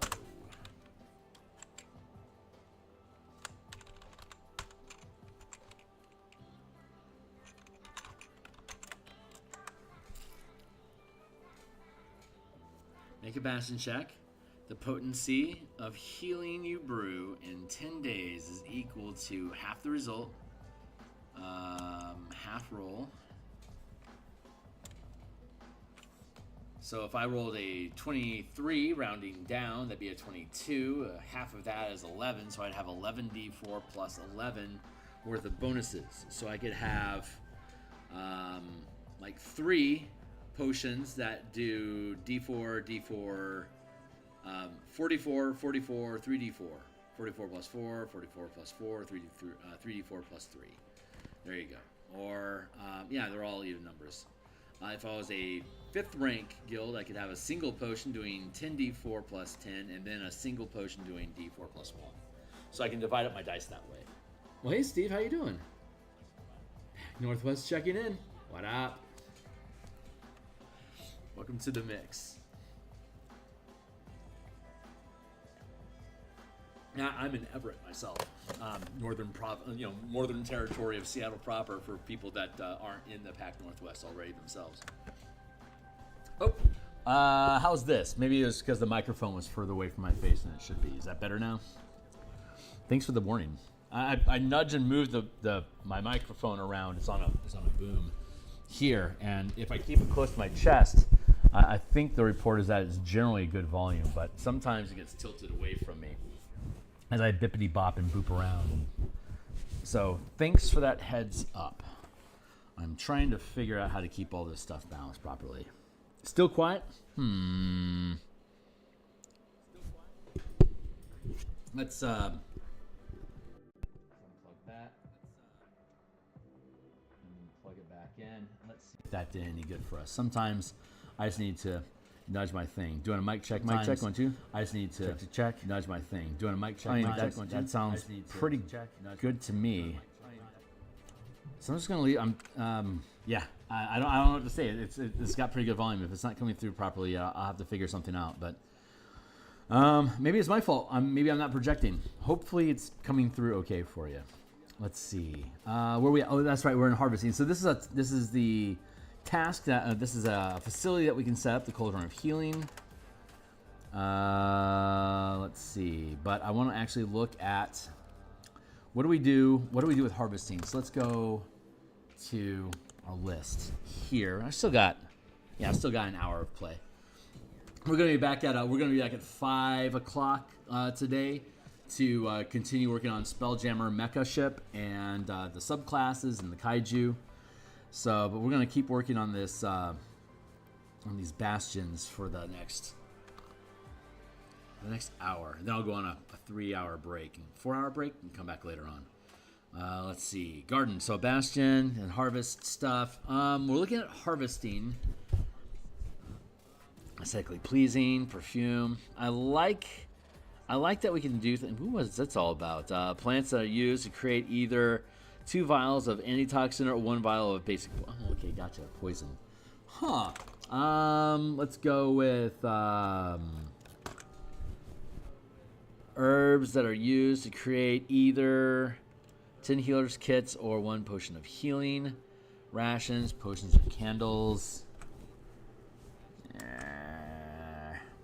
Greenhouse. What does this do for us? Fruit of restoration. Harvest options. When you issue the harvest order to this facility, choose one of the following options. Healing herbs to make potions of healing. You commission the facility's hirelings to create a potion of healing made from the healing herbs or harvest a poison. So we have greenhouse and we have garden, both of which can create healing potions. I wonder if there's a difference in level. 5th level facility here. I bet it's a level 13 facility. No, only level 9, but is there a further upgrade from that? Greenhouse. Laboratory. More poison. Meditation chamber. Does fortify mean the same thing here? Fortify self. 2 kinds of saving throws next 7 days. Advantage. Huh. Because like power word fortify gives you temporary hit points, but here they're using fortify to mean that you gain advantage on a saving throw. There's inconsistency in that language. Menagerie, we can get back to that eventually. Observatory. I'm just looking to see if there's anything else involving harvesting in here for us to be able to balance things out with. Reliquary. Sacristy, thank you. Holy water, that's neat. Sanctuary.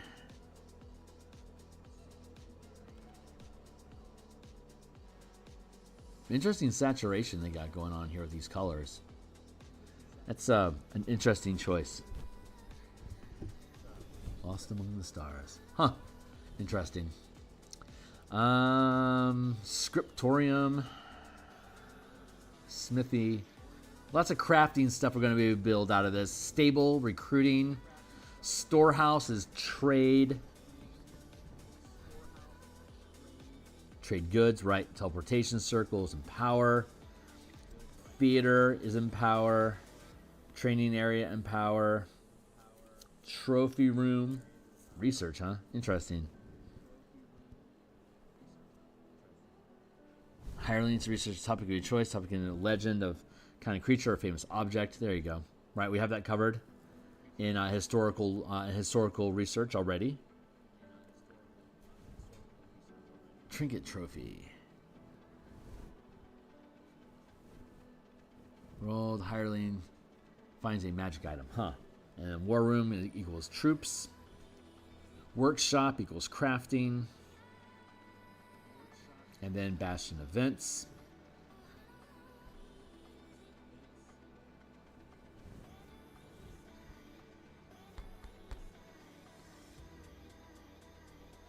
I bet we can use this generic Bastion events table to flesh out complications, or we can lean into this as our for our complications. There's wheels and woes that are all here, so we'll want to pluck out the woes or find a way to translate everything on this list into a complication. So, but that'll be next phase. I want to finish fleshing out the skills and the Bastion stuff here. So, what I'm struggling with right now is just general harvest orders. So, harvesting is generally gathering resources. Is that how we have it defined up here? Hunting's gather materials produced by your Bastion for crafting, trade, or consumption.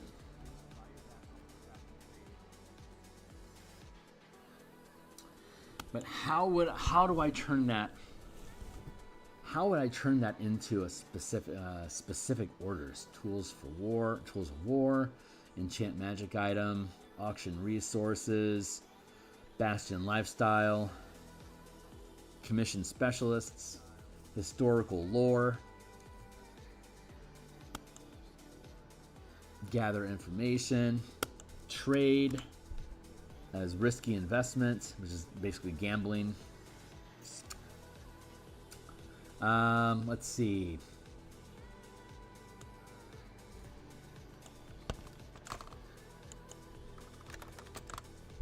Actual just basic trade. We just need a term for basic trade.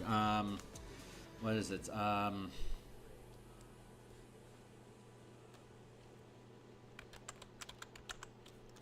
Exchange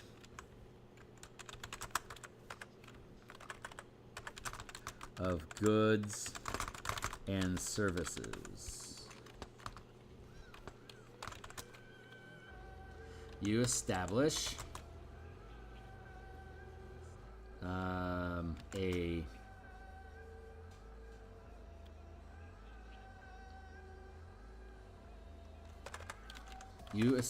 a trade relationship with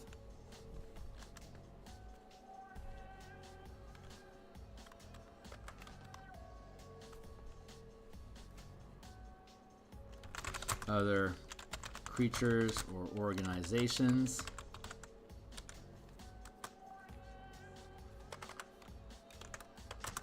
to provide materials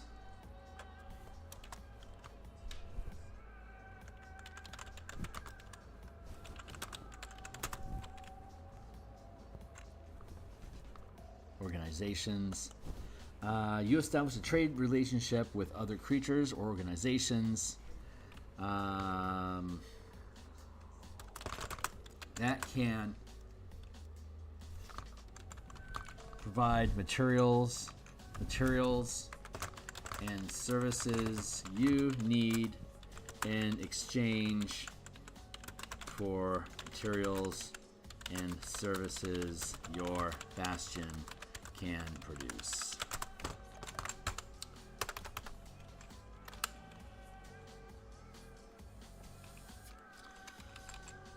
But what's the die roll here?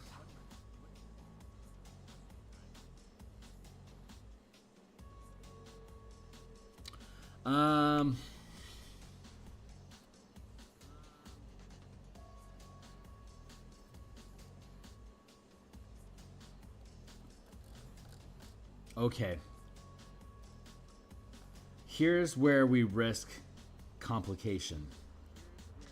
When we're crafting things or performing research or empowering stuff, we are to have materials necessary to perform those tasks. Sometimes having those materials is just subsumed as part of the proficiency or the rank of Bastion that you have to just simply provide, just to have those materials on hand.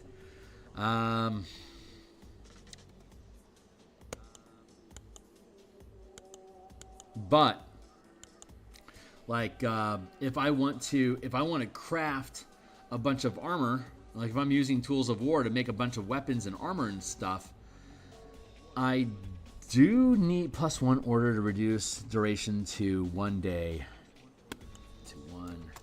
10 days.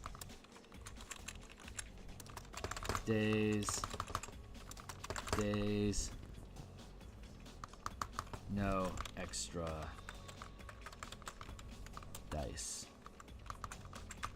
No extra dice. No extra dice. No extra dice. So I need to have enough iron or metal or whatever resource it is to be able to create these things. These specific orders is assuming that you have all the resources that you need. So,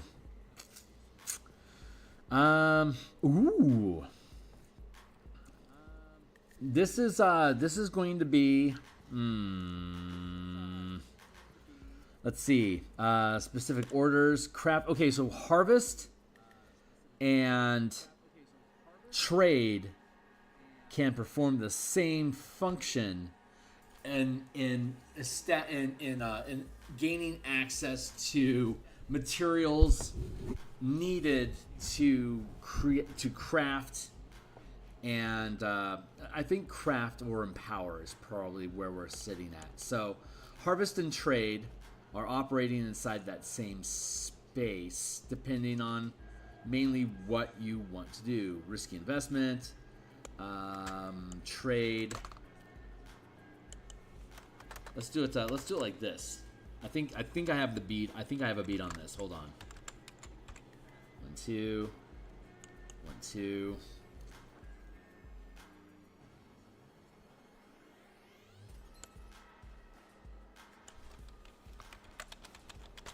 Acquire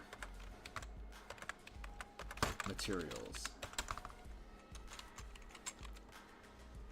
You establish a trade relationship with other creatures or organizations that can provide materials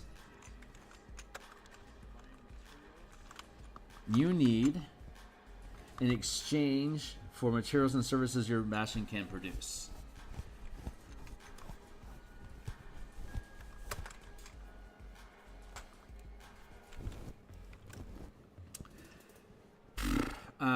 Let's see.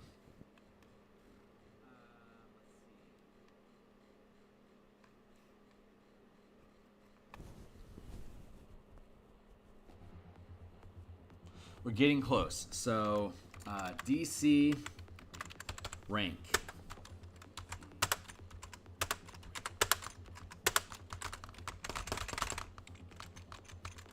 There. When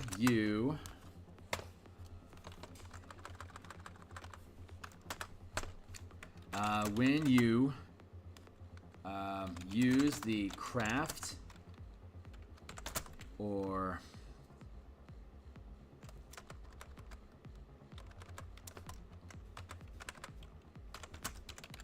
in your Bastion is issued the craft order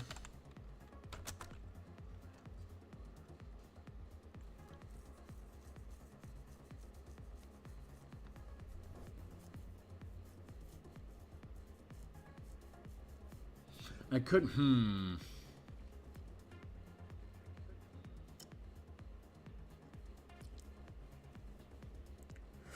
So there's establishing a pipeline. There's establishing trade, and then there's maintaining trade. So the act of maintaining trade would require resources. The resources that we have to expend as a mana pool represents the goods and services that our Bastion is just naturally producing that we can then trade off to gain access to new materials and skills and labor and stuff like that.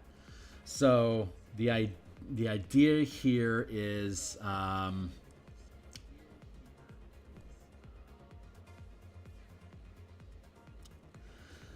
acquiring, and then the and that's double dipping. That's nasty. I don't like the idea of double dipping like that.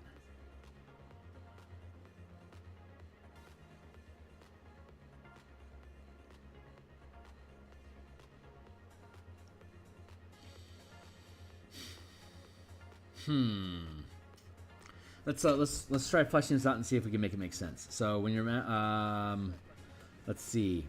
Okay, so you establish a trade relationship with other creatures or organizations that can provide materials you need in exchange for materials and services your Bastion can produce. When you negotiate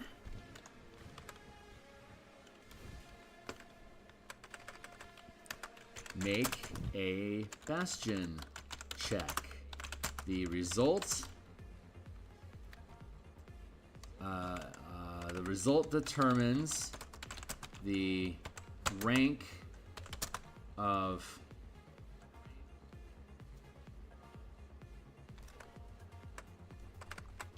the maximum determines how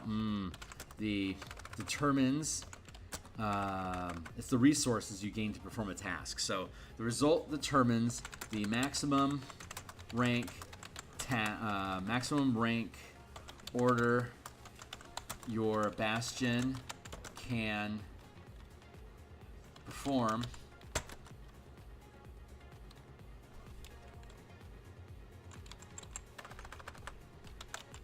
craft order, your Bastion can perform.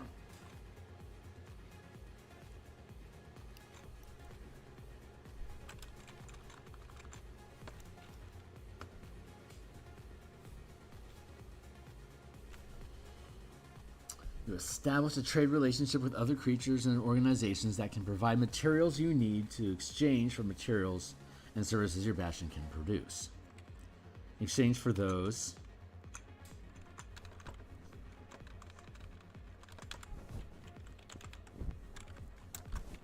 that your Bastion can produce. That can provide materials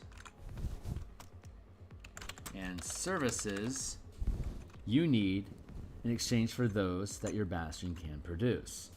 Make a Bastion check. The result determines the maximum rank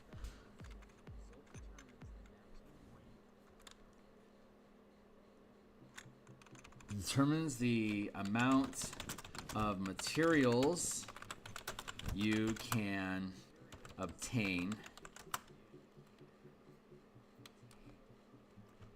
needed to perform the craft order.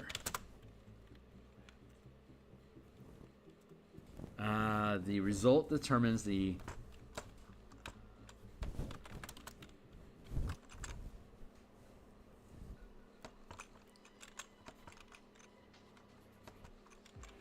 let's see, the result determines, God, the wording on this is funky. Let's see. DC rank. I can at least distract myself for a second there. Make a Bastion check.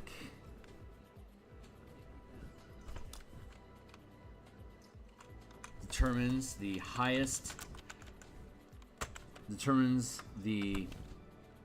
amount of material you can obtain to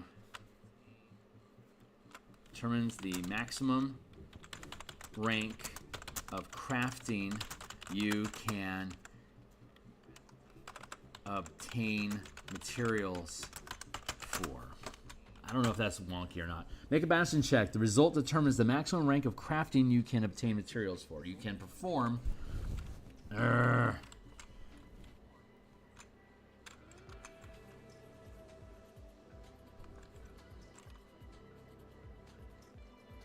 Yeah. Okay, great. So go up to crafting.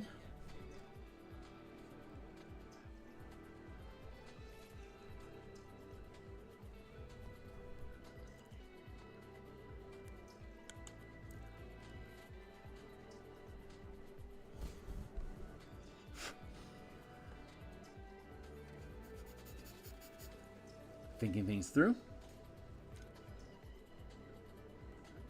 The wording's wonky, but I think I like how that works. I like it. Yeah, I like that in general. So harvest is going to be the same as trade.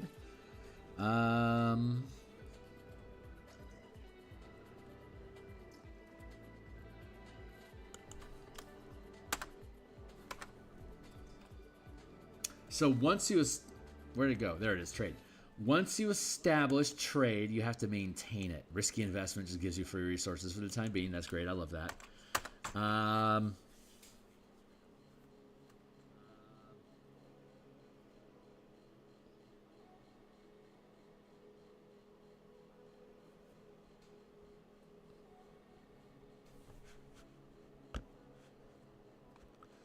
Determines the maximum rank of materials you can obtain to craft.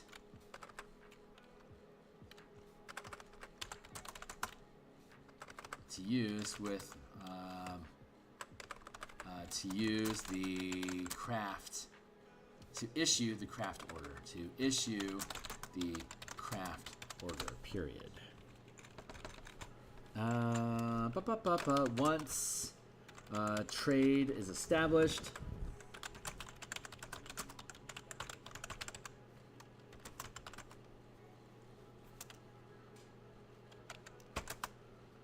Once trade is established, you can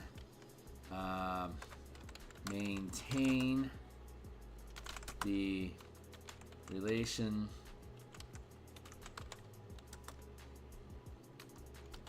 to have immediate access to the materials used when issuing the crafting order. The craft order.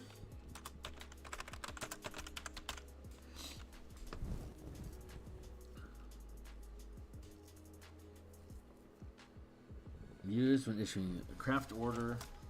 Otherwise, rank and let's see, delay.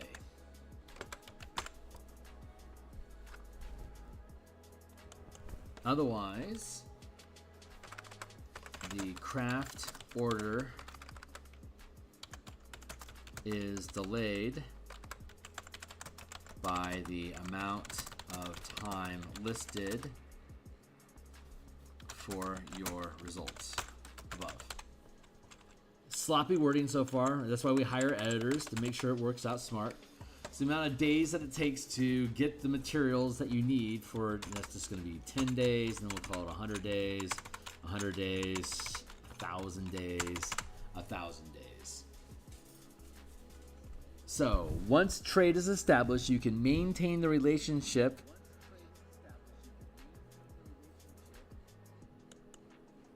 you can use facilities below to maintain the relationship and have immediate access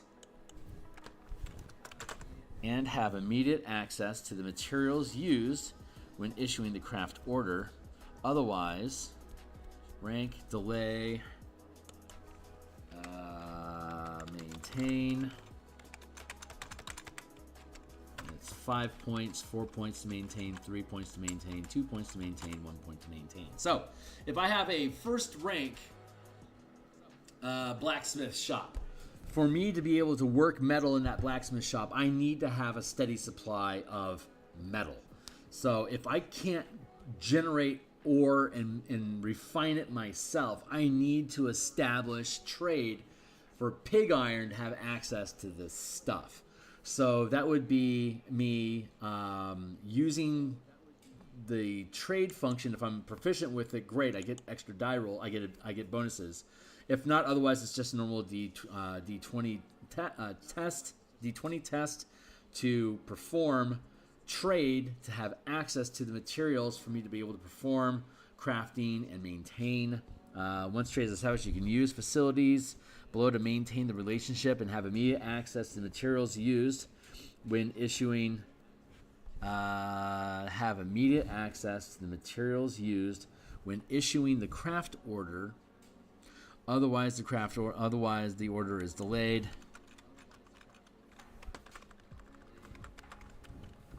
Otherwise, the order is delayed by the amount of time listed for your results above. That's horrible wording. We'll fix it. Trade, acquire materials. So, okay, great. Blacksmith shop. I'm going to maintain my lifestyle. I am building a blacksmith shop. I have 2 skills. I start automatically with maintain, and then I'm going to pick up for free craft. So now I can create blacksmith stuff. For me to be able to make that crafting check works, I need to acquire materials. At first rank, I only have access to maintain and crafting as skills, so I can attempt to acquire materials as a trade action, but it's just going to be a D20 plus 1. Luckily, all I need is a DC 10.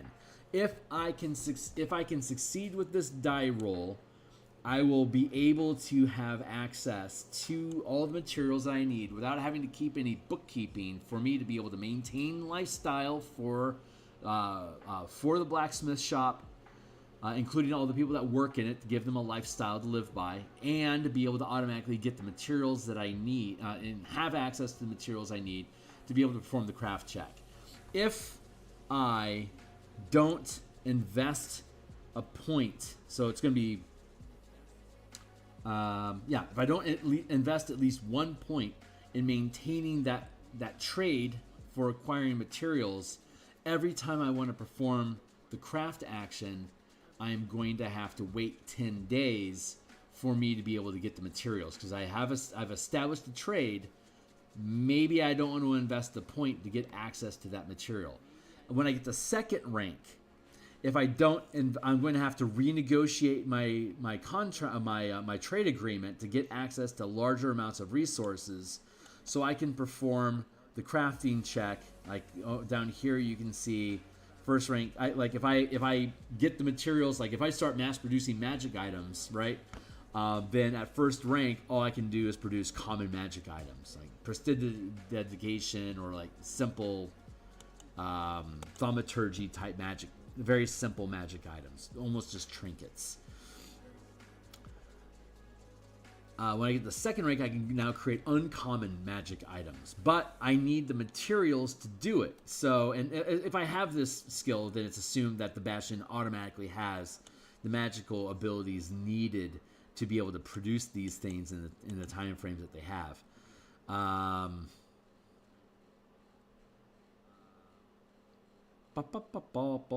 One second.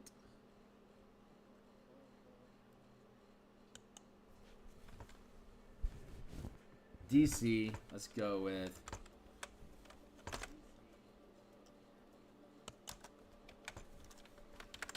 duration, common magic item, 10, 10, 100, 100, 1,000. The amount of time it takes to make things. And of course, if you have access to the Demi plane, you can drop that time frame by 10. If the check fails by 9 or less, you have minor artifact problems. Okay, great. Yeah, no, that sets up a Bastion can help a higher rarity, can help craft a higher rarity if a character is present, the full duration, and provides the necessary spells. Cool. Okay, we solved that problem. But back on point. So once we get the second rank, we can create uncommon magic items, but we have to renegotiate our contract to have access to the materials to be able to produce these things. And that's going to require a DC result of 15 to accomplish that task. Let's go down to trade. DC 15, there you go, rank 2. And once I establish that, it takes 100 days for me to be able to get the resources needed. Maybe we should make that even here. 10 days, 100 days, 100 days, 1,000 days. Yeah, we'll keep it simple like that. It'd take 10 days for me to get enough material for the uncommon magic items. Is that how long it takes to craft uncommon magic items? Oh shit, it was 10, 100, 100, wasn't it? Nope. Wait, did it? Yep, 10, 10, 100, 100, 1,000. Good. And magic items, back down to trade, getting access, 10, 10, 100, 100, 1,000. Good. That all works out. So for me to, if I hit that DC 15, I can now establish a new relationship to have access, to have access to the materials. If I don't, I could then hold and reserve those 2 points. And if I do, it'll deplete the amount of resources I can have available to me at any given time. But at any given time, I can create uncommon magic items. Otherwise, I have to wait 10 days for me to get the materials, and then I can start making it. So I'm either investing and locking down resources to have it available immediately, or I just have a note that I've established a second rank trade agreement, and there you go. Let's see the difference here. Okay, so we can take most of this and push it up to harvest. So this is the difference between trade and harvest. So let's grab all this. Let's go up to harvest.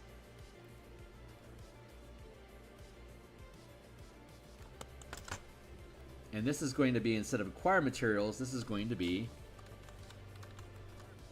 harvest materials.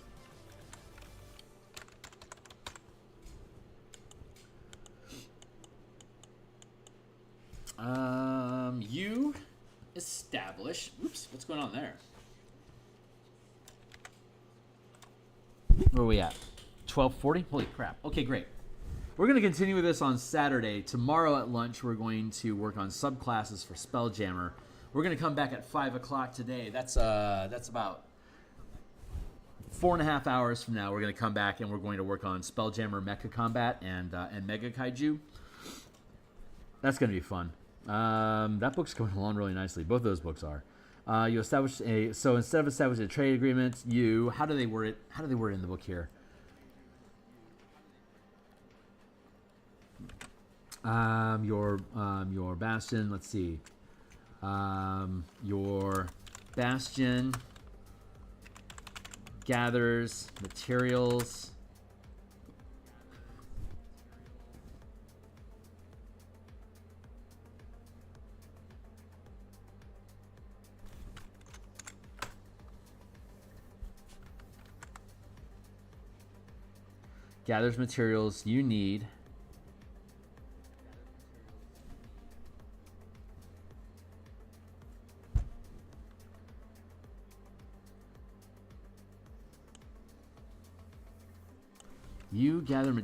you need to craft and empower. Issue the craft and empower orders. Make a Bastion check. The result determines the maximum rank of utilities you can harvest.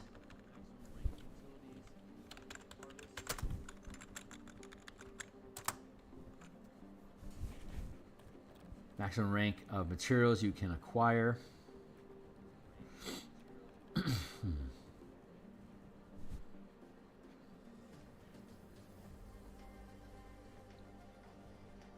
You can acquire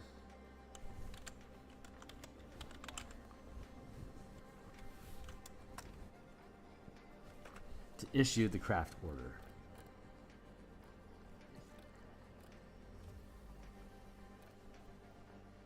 And then 1, 2, 3, there. Harvest to maximum rank of materials you can harvest to issue the craft order.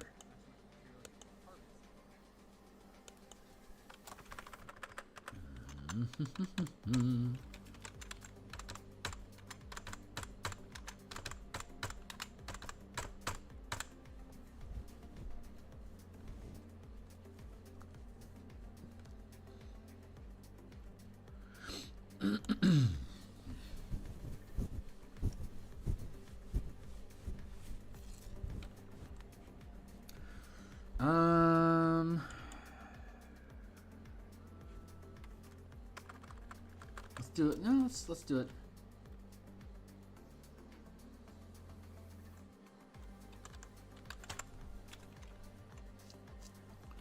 Delay. 10 days. 10 days. 100 days. 100 days. 1,000 days.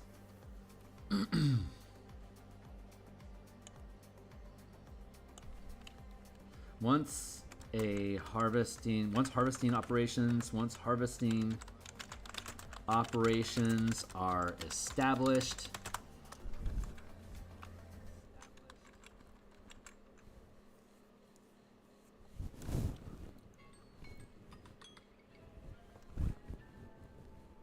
once harvesting operations are established, whenever you make a craft or empower, whenever you issue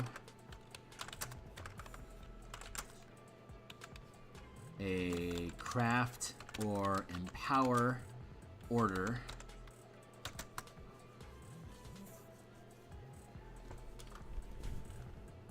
make a Bastion check with a DC determined by the rank of the order of the craft or empower order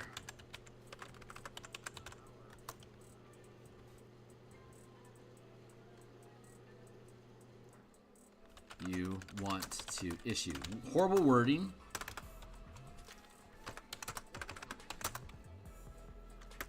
If the check succeeds,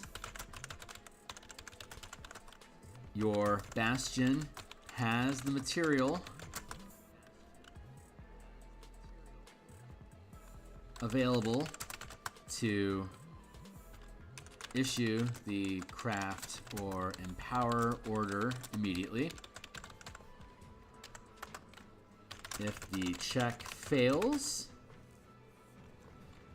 the order is delayed by the listed duration as the facility as the Bastion gathers the needed resources. Harvests the additional materials needed. Period. So harvesting, the way that harvesting works is when you want to do crafting or something, you make a check to see if you have enough resources, and if you don't, you'll get them. The way that trade works is that you have to first establish that trade route and then maintain that you have access to that stuff. Otherwise, once trade is established, you can use facilities below to maintain the relationship. You have immediate access to the materials used. So yeah, if you're doing trade, you have to hold, you have to maintain the resources. If it's harvested, it's assumed you have the resources can be maintained for free, but there's a chance that you won't have access to them immediately. It's a little wonky, but it's checking before, and for harvesting it's checking after the fact. So let's rework the harvesting table to look appropriate. Rank, DC, and delay is how that's gonna work out.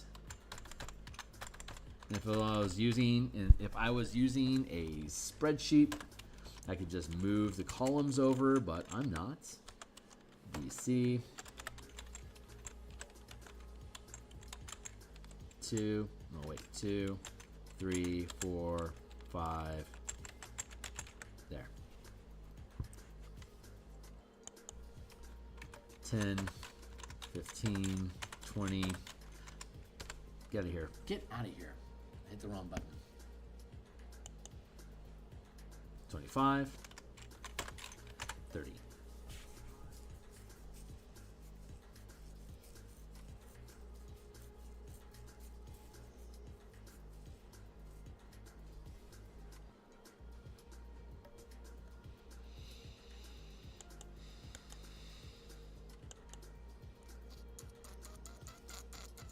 Let's see.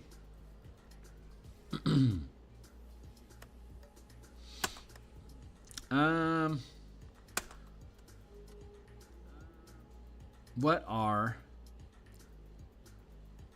different types of things that can be harvested? Let's see. Vegetation can be harvested. Animals can be harvested. Minerals can be harvested.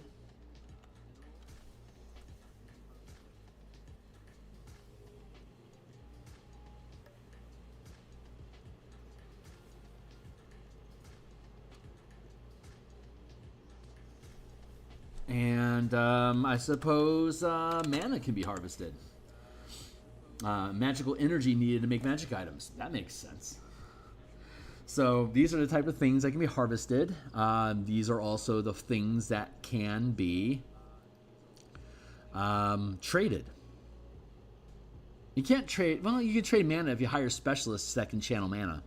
So that makes sense, like spellcasters. You can trade to get a mercenary group of ritual casters to help build magic items. That sounds like a really dwarven sort of thing to do.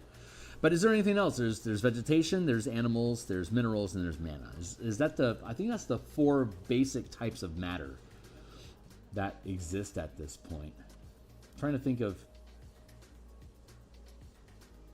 something this wouldn't apply to. Animals covers the ground for stables. Like once we start getting into stables, we can look at that as a sub-function of harvesting.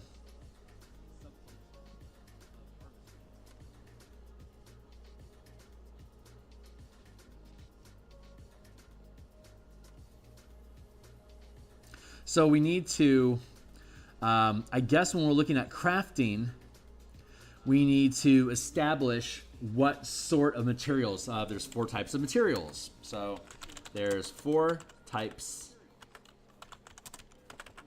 of material that can be harvested. Vegetation, animal,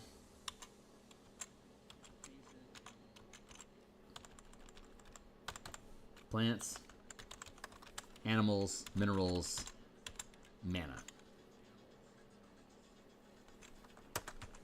Each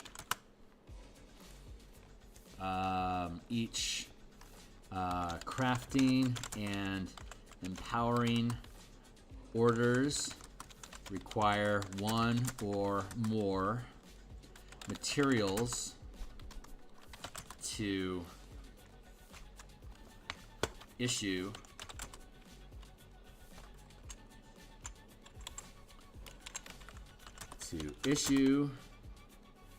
a craft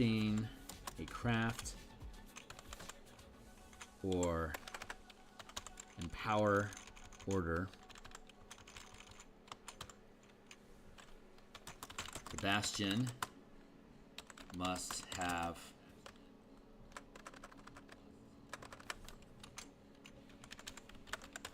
each craft and empower order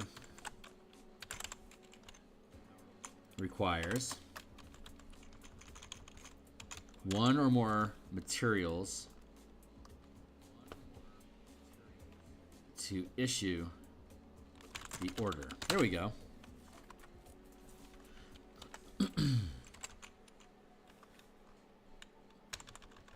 Crafting and empowering requires 1. Crafting and empowering require 1 or more materials to issue the order.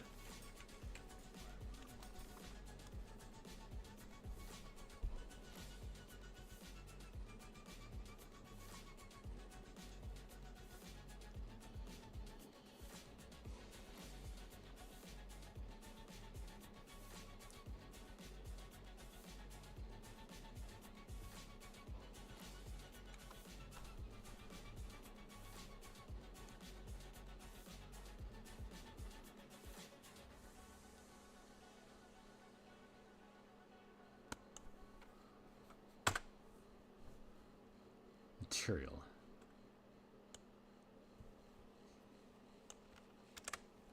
There we go.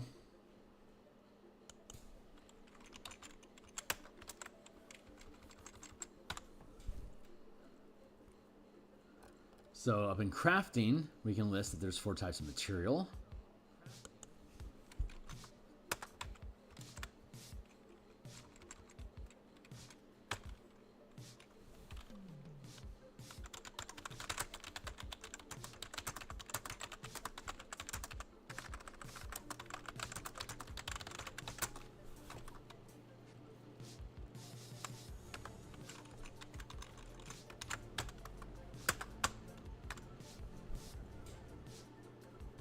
Crafting requires 1 or more type of material. Plants, animals, minerals, mana.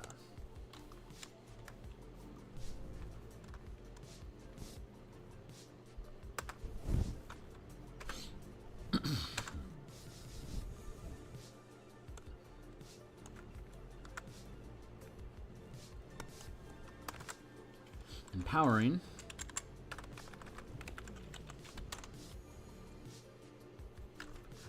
requires 1 or more types of material.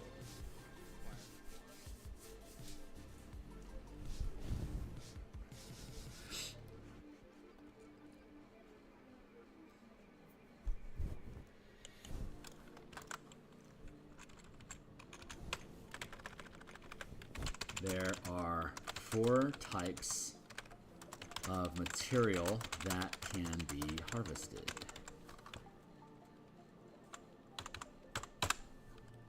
This is making sense so far.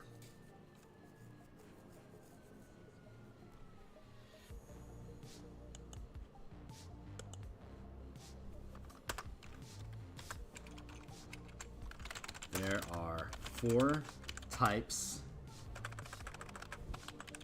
of material that can be traded.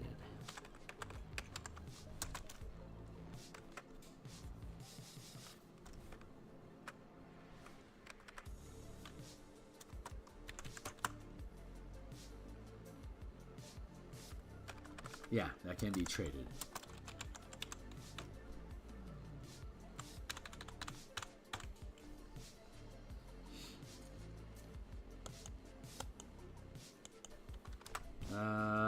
Research. The subject of research can be... Hey, what's up? Hey, right on. Yeah, I'm a big Magic the Gathering enthusiast. So, if you aren't familiar with my channel, I create role-playing. I make 5e conversion stuff. I don't know if you're a D&D Magic the Gathering enthusiast, but if you scroll down here... the Magic the Gathering 5-color mana spell point variant rule system that we made for Dungeons & Dragons 5th edition is on the DMsGuild. There's 6 books in the series so far. I've got a number of videos that go into heavy detail about how this works. Oh, well, great. Welcome to the mix. I'm updating all of these books for 2024, but just as a quick tangent for you, all these books are free previews, so you can read all of them. You buy my books to encourage me to make more of them, not so you access the information. I want you to have the information because we MTG plus D&D people, we need to unite. So taking the 5-color Magic system, we look at white, blue, black, red, green. We've been updating this, but here's some basic aspects or like descriptors using D&D stuff that would kind of define how each of these colors operate. And this is the 2014 book that we have. We published this a few years, like maybe in 2019. So here's and you can agree with me or not on some of these. We've been updating them as I've become more and more educated about the color system and more proficient with it.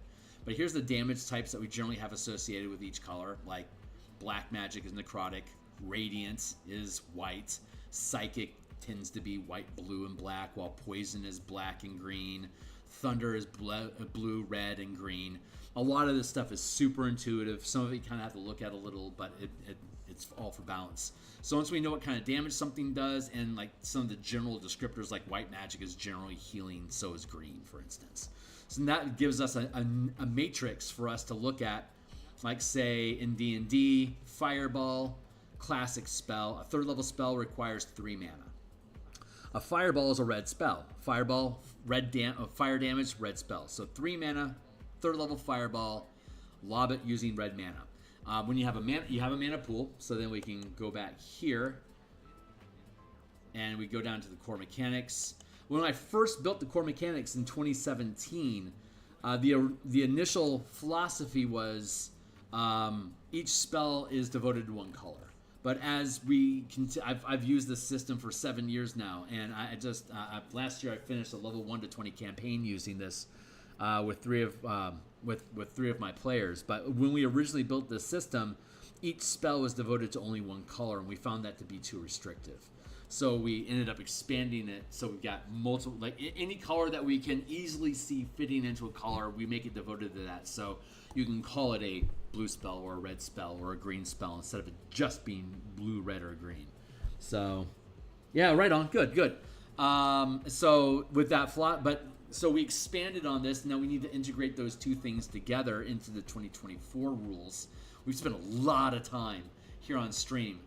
You can see all my my live stream playlists to see how much time we've invested into this stuff, building these out. But the mana system, it doesn't use the DMG 2014 mana system. We developed a 1-to-1 point ratio. Here, let's see if I can. My mouse is locking up on me, so let's see if I can get that to work again here real quick. There. Okay, great. Scrolling down. Here's the basic structure of mana. at 20th level, a full caster has 80 mana, a half caster has 40 mana, and a third caster like Eldritch Knight, Arcane Trickster, Monk, Pact Magic for Warlock has 20 mana. A Monk and a Warlock get their mana back on a short rest, while like the half casters and full casters and the Eldritch Knight and Arcane Trickster get their mana back on a long rest. So you get, over the course of 20 levels, you get, say, like a sorcerer would have 100, not 80, because the sorcerer has 20 sorcery points. So 80, so its actual sorcerer pool would be 100. So when we go back in, when we go in and build the 2024 book, we're going to integrate these mechanics with all the updated rules and the multicolor list, and just give it all a general glam up. But the system's really efficient.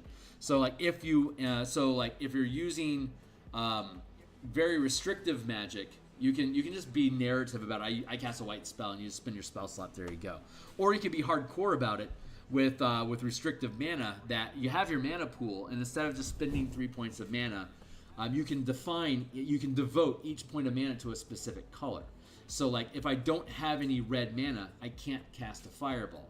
I need 3 mana to cast fireball, but only 1 point needs to be red. So I can spend a point of red, blue, and green magic, and because I have a point of red in there, I have red spells available to me, so I could then throw a fireball. But when I run out of red mana, I can't cast red spells anymore. Every time I take a short or long rest, I can change what color each of my points of mana are devoted to. If I'm playing Ravnica and I'm playing a Rakdos, say a Rakdos Bard, the only 2 colors my character should have is black and red. So I can have any amount of black and or red mana in my mana pool to cast spells with, but if I have a spell that isn't naturally black or red, then I either need to skip having access to that spell, or I need a way to get that spell into my list. Bonus spells that you get from your subclass can be any color that you want, black and red, both in the instance of this, say, Rakdos Bard.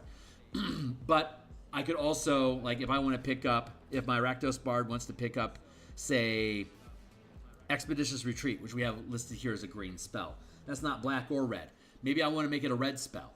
So for me to have Expeditious Retreat put into red, I either need to spend time at my guild hall researching that spell, so that after the downtime spent researching it, it can now be a red spell. And as a member of my guild, I get that research for free.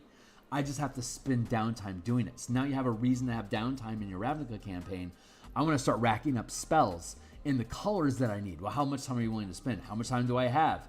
Well, you've got like 3 weeks until the cleric over there finishes that magical mace. So you got 3 weeks. Great. I want to try to lock down. How many spells can I lock down with that? And then you just go through the process of researching, and you make your checks. And if you're successful, then you can now cast Expeditious Retreat as black or red, for instance. Or you can find a book, like a magic book or a scroll, like a cleric scroll that has the spell, like maybe your Rakdos priest, maybe they've already taken time and like they've built the book of movement, like the book of dance, and every spell in that book is movement related. They've all been translated into red magic.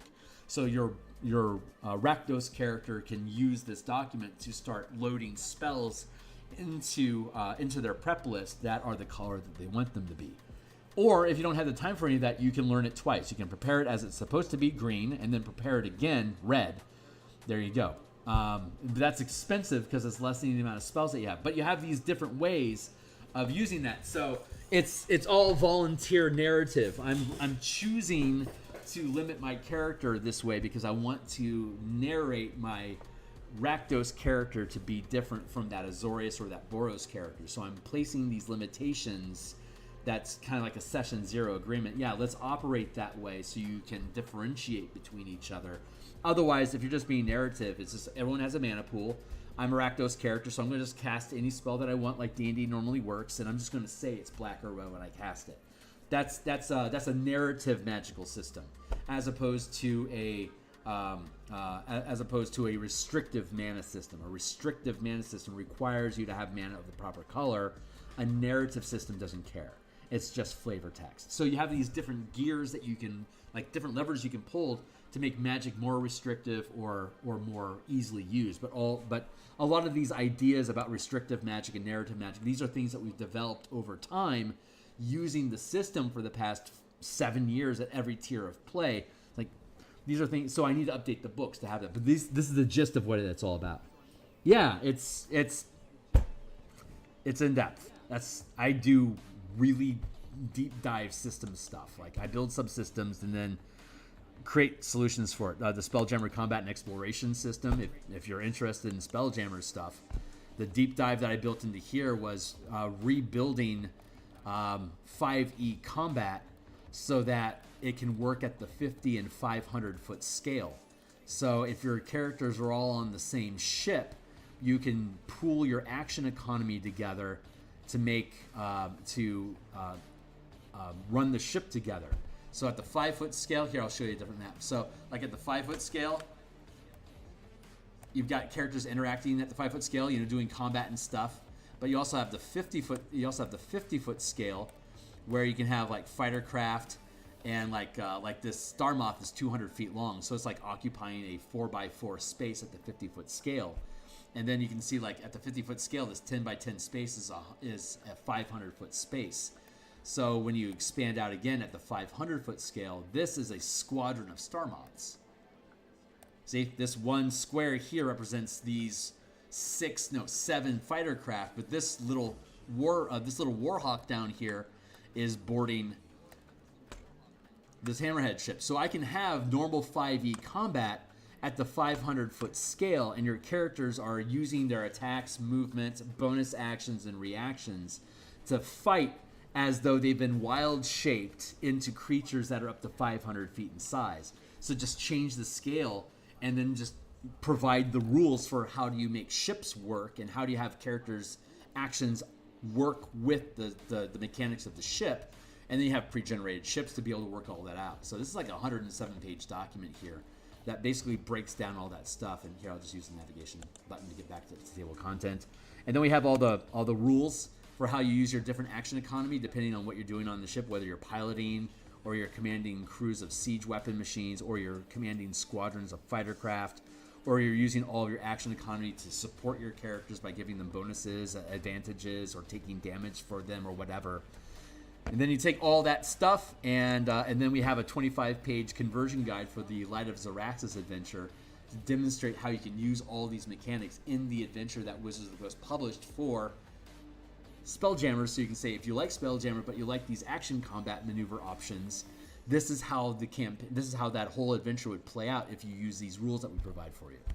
But there's like 150 assets, like tokens, maps, system maps, navigation tools, creature tokens, ship tokens, weapon tokens, all the maps for all the different combat encounters you can have with the ships. Those are all in a zip file that you get for free that come with the download if you purchase the thing. So tonight we're going to come back because we're building mecha. We're now building mecha for this. So as you can see here in just the ship design, if you're using character action economy basically as like a wild shaped creature the size of a ship, that's how you can make mega kaiju, right? Like if you can have your characters act as a 500 foot creature, then let's just extrapolate that to having 500 foot creatures. And then on top of that, all these creatures, all these ships look like creatures, right? I'll catch up on notes in a second because I'm geeking out here. But all these like this is a 75-foot scorpion, right? The only difference between these Spelljammer ships, they're shaped like creatures that attack like creatures when you're piloting them. So the only difference between being a scorpion and a person is the shape that you built the ship in. So if I instead build a human-shaped ship, that becomes a Escaflowne, Evangelion, Gundam, Veritech ship that you can now pilot as though you were a giant war titan. So we're now building out rules over here in the Spelljammer in the Spelljammer Warforged Machines book. We're building mechanics for how do you upscale your characters so they can run around with 50-foot swords and like 20-foot tower shields and stuff to be able to fight at this mecha scale using the same combat mechanics that we've already published for the Spelljammer Combat and Exploration document. We're now just making it humans And so we'll go through like Bigby's Glory of the Giants, and we'll take each of those scenarios and build those out as mecha combat scenarios, fighting giants at the scale of giants. And that'll be our play testing that we do probably in March. And once that's all done, then we'll build out the book just like this one. Anyway. Yeah, right on, man. See you on the other side. Drop on by anytime you want. Keep those 2 islands untapped. Hell yeah, dude. Well said. So, yeah, thanks for letting me rant and geek out with you guys for a minute. But let's stitch all that stuff up. We're almost done with Bastions for the day. Let's see. Issuing orders. Okay, great. So now we've established resources, the 4 types of material needed to be able to craft stuff. So when we come down here into Tools of War, we have prerequisites, specific orders, crafts, requires minerals,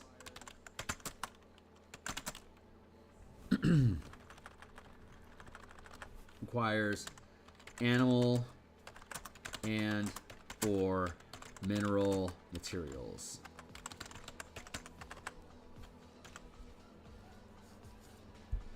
Craft, enchant magic items, requires plant, animal, mineral, and or mana.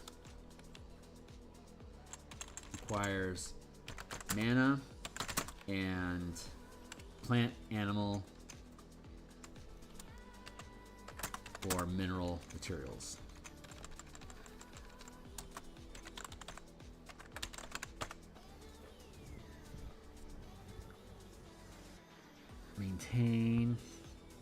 Maintain, recruit, research. I don't have any empowered actions yet.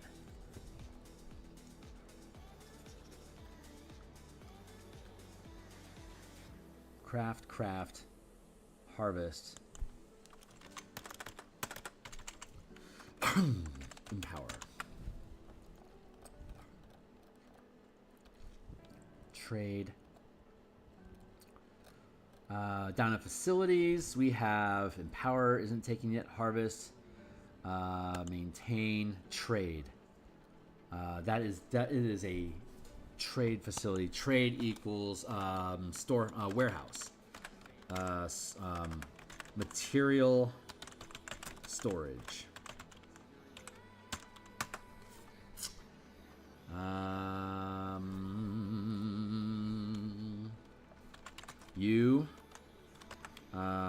You maintain materials. You maintain inventory of material needed to craft, to issue, to immediately issue the craft or empower order.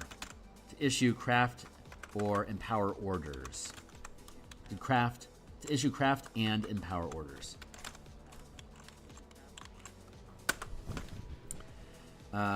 The amount of resources determines the maximum rank of order materials that can be stored. Points.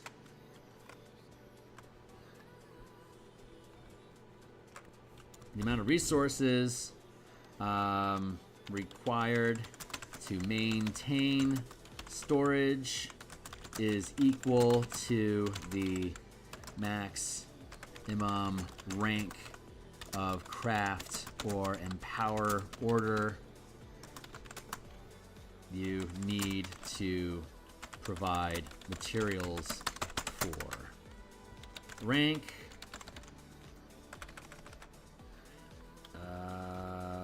Resources. 1, 2, 3, 4, 5. 1, 2, 3, 4. That's probably a pointless table, but we're leaving it in here for now. Trade, material storage, first rank,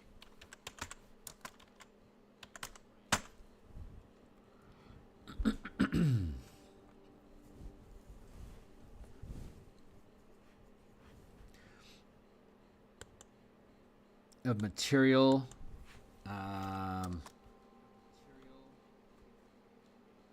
You maintain inventory gained of material gained from trade or harvesting needed to immediately issue the craft and empower orders. The amount of resources required to maintain storage is equal to the maximum rank of craft or empower order you need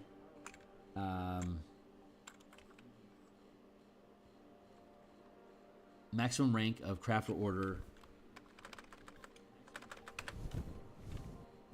you issue.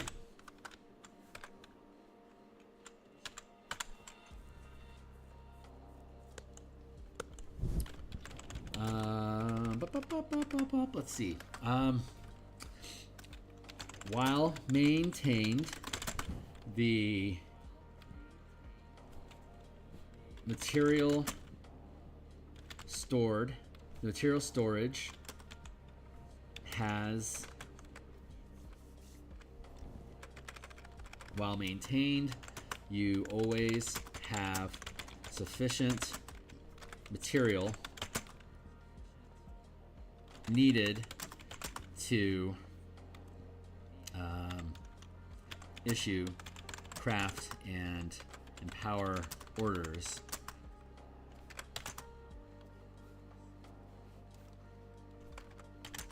And the supplies and the expended material are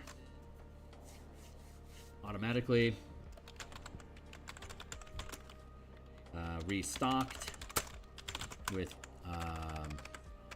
at the beginning of each Bastion turn.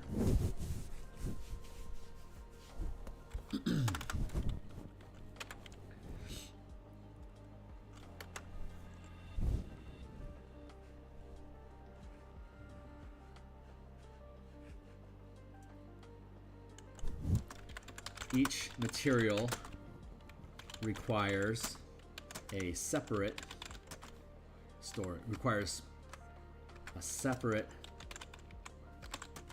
investment of resources.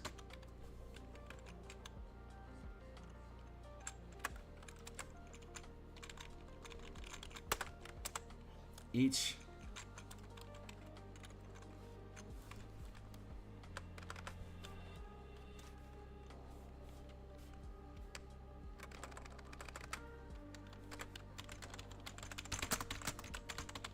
maintain. There we go. Spy doesn't need anything. Material storage, that's good. This sounds expensive, but as it stands, you don't in general need to have one or two different types of crafting or empowerment. It depends on how hard you lean into it. You can get more resources. You can get temporary resources. Like you can gamble to gain temporary resources to be able to spike the purchase of things in the short if you need them. Maintain needs more things. Cauldron of healing. You brew large batches of healing potions from harvested materials.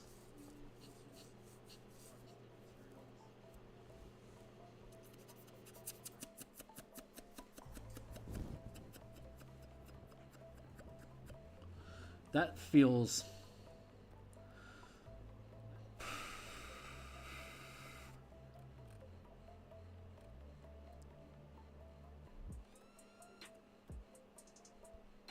harvest and trade seem to perform the same function. I think this is a good stopping spot for me. It's 117. I should stop. I should probably stop for now. 10. Yeah, this is probably a natural stopping point. I'm running into a. I'm okay with the 4 types of materials. It doesn't cost a lot to have those invested. It does take a lot of resources to have all 4 of them. Like a second rank facility, like a second rank Bastion, really doesn't have the ability to operate in all 4 materials at the same time.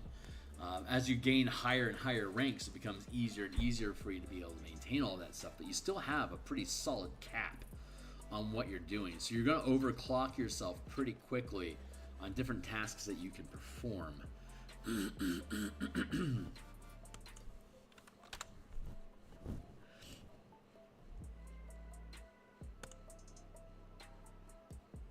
Requires animal and or mineral material.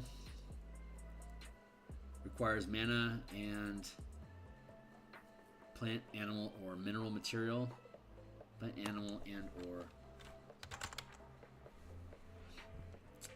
empower. I don't have any tasks for empowering yet.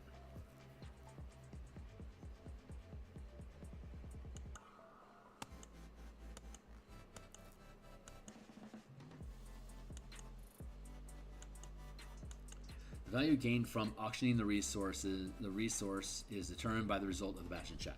It's getting more and more complicated. I need to make sure I keep it simple. I don't want it to become so complicated. Like, I need a way to be able to convert gold into resources and resources into gold, which we've established. That's necessary. Being able to maintain a lifestyle so that you can flatline, like, so you can just like brush off the conversion of gold into living expenses. That's a nightmare. We want to skip over that. We need to have rules for crafting. maybe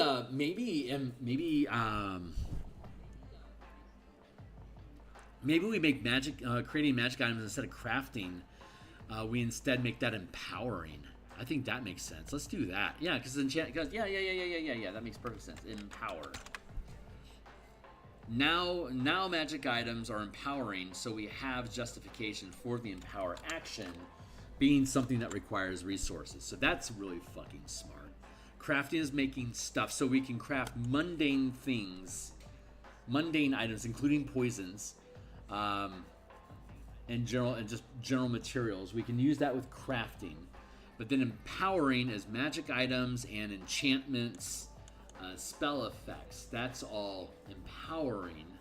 And the empower, like spell casting, requires mana, for instance. We have to have the mana resource. We have to have mana materials available for casting. So, which we get in the form of spellcasters that are hired by our Bastion. So we've got empowered and crafting, the rules of being able to build those. We also just need general crafting is kind of like subsumed by maintaining your lifestyle, because you're just crafting and selling stuff to make the, to pay the bill. Or more.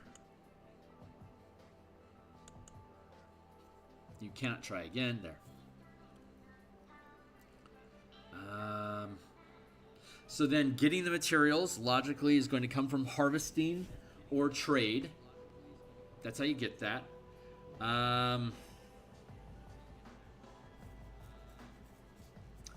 Trade can also, so trade can establish resources.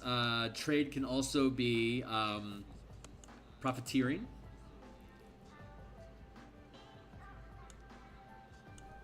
Oh wait, we already have that with risky investments.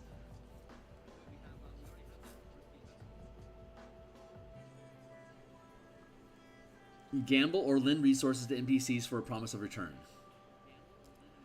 Make a Bastion check.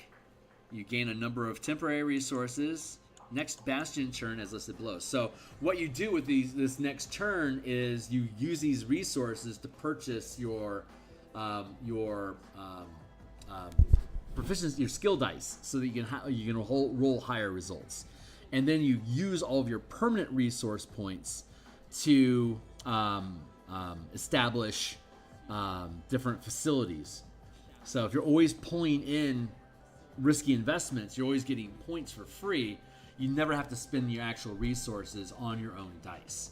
Otherwise, like D4, D6, D8, D10, D12, 5 points for D12 if you're 5th rank. If you're 1st rank Bastion, you can only spend 1 point at a time, but you can always spend points to make risky investments. So the amount of points that you get is a result of, like, you roll your D20 plus your rank, and then if you want to spend points on the investment for the risky investment, if you only roll a 10, like if I spend a point as a first rank guild to get an extra D4 and I don't hit at least 15, then I only break even. It was kind of a wasted task. For me to be able to profit, spending 1 point at first rank with a D4 plus 1 die roll on the D20, I'm going to get a range of somewhere between 3 and 25. So it's likely I'm going to hit somewhere between 10 and 15, most likely. I've got that 3, 4, 5, 6, 7, 8, 9. I've got basically a 1 1/3 chance, 2 and 3 chances of being able to at least break even, if not come away with more resources. But with a possible 25, I could end up getting 6 resources, which is like so far beyond what a guild would, what a first rank Bastion can hold. A first rank Bastion can only hold 3 resources before it becomes 4th rank. But these are temporary points, so they don't apply permanently to the amount of resources you have, so you can't act as a second rank guild. But you could sell all of those temporary resources. If you got, say, 6 resources, you'd have 10 days to auction them off. So then you can go down to the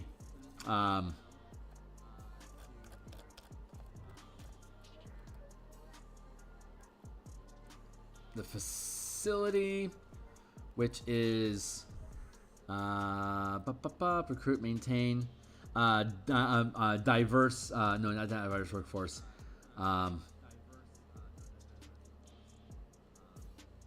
Where is it? Oh, it's auction. It's the trade auction, maintain auction resources. That's it. That's right here. So if I got those 6 points of resources, I get 10 days to sell them off before they're gone. And so auction resources. There we go. The result that I would say I roll a 15, I can get 40% of the value of each of those resources. At first rank, each resource is worth only 100 gold pieces. So for each rank I sell with, like, say, that result of 13, I get 40% of its value. In this case, that resource, 100 points, 100 gold, it would be worth 40 gold each. 40 gold times 6 resources is 240 gold. I could purchase 2 first rank resources with that, but as soon as I hit 3 resources, I hit the wall until I can, we go up here. 4 resources puts me in 2nd rank, and those cost 1,000 apiece. So if I only had, like, say, 2 resources at the time, and I got that windfall, I could sell those temporary resources to gain some gold that I would then be able to purchase another. I'd be able to get the 3 resources, but then I need to accumulate 1,000 gold to get that extra point of resource, which gives me either a reason to go adventuring or to keep gambling my resources to potentially get, say, well, the best I can do is 6. So if I can get 6 max value, God, I can't. Yeah, I need a cash investment. So I can get that gold, I can hold on to that gold, and eventually if I keep investing like that and keep getting payback and keep selling off the resources, I'll eventually get enough gold for me to purchase that 1,000 gold piece resource, and now I'm on 2nd rank with 4 resources, and I can start again every 10 days. I can try to gain these investments and then reinvest them. So it's basically a very easy ability check action economy, ability check gold economy system that's kind of akin to the old D20 modern game where you make an ability check to see the value of something that you could purchase at the time, and then you strain that and you lose bonuses over time. This reflects that system. It's not the same, but it reflects it. So I think that's it for now, though. It's about as complicated as I can potentially get it without it becoming unwieldy.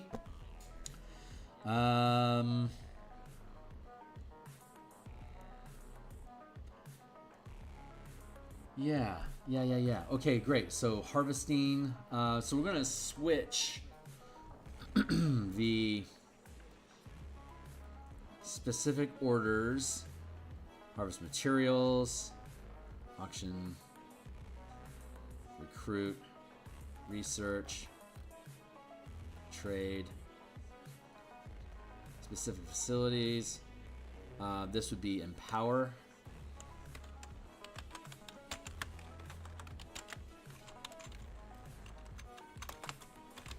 requires mana and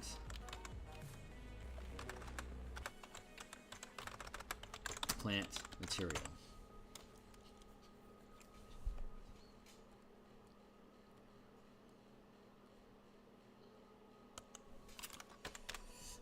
You know what? These facilities, this feels like.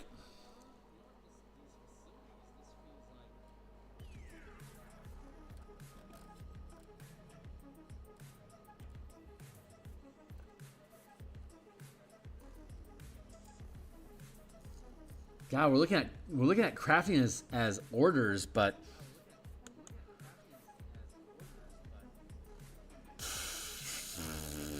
this is starting to feel more like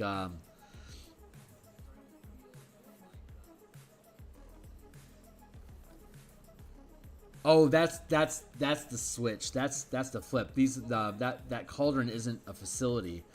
That should be an order.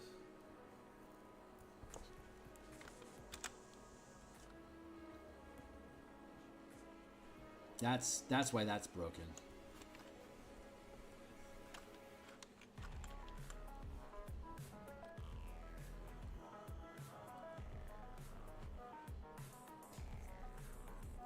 Yeah, the standing army is the same as like having the material storage. It's just troops that you have stored. This is making sense. We're learning stuff. I'm learning this with you because we're designing this. Diverse workforce. That holds people in storage. Trade. So this will be in power.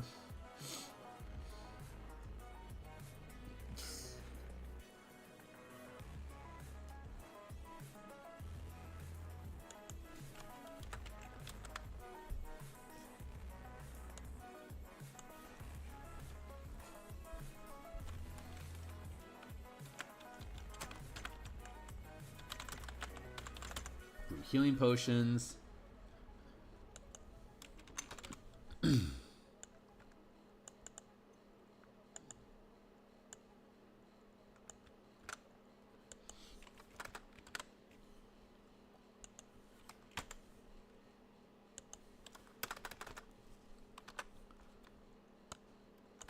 Scribe scrolls. Requires mana and plant. Animal and or mineral material. You create magical scrolls.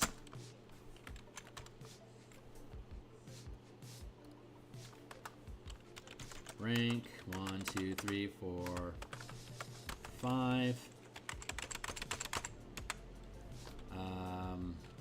Level 0, 1, 2, 3, 4, 5,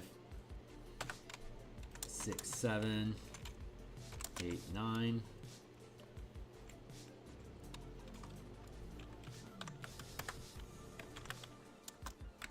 Not including wish.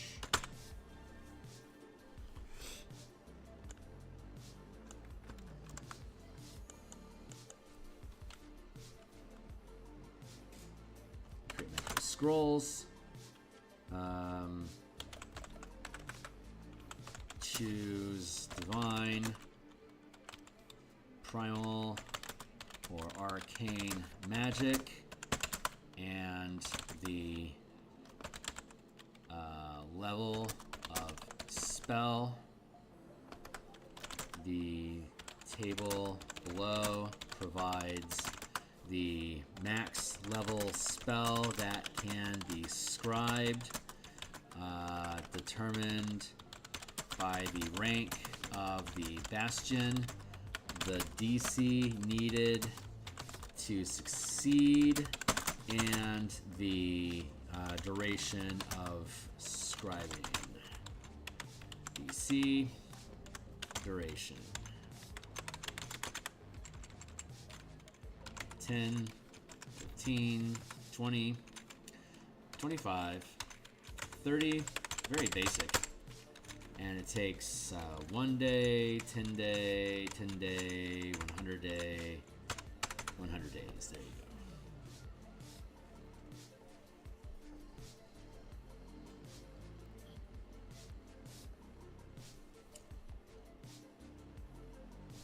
And if you have the demi-plane facility, then you can create these 2nd, 3rd, 4th, 5th level spells in 1 day, and the 6th, 7th, 8th, 9th level spells in 10 days.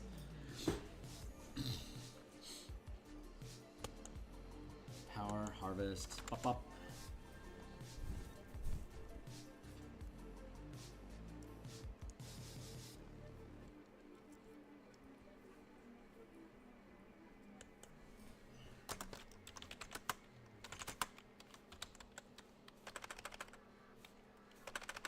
From the surrounding environment.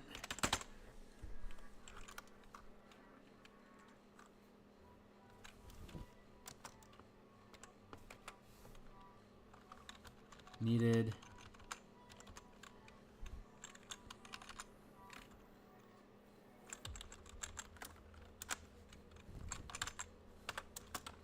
From the surrounding environment, period. There's 4 types of materials that can be harvested.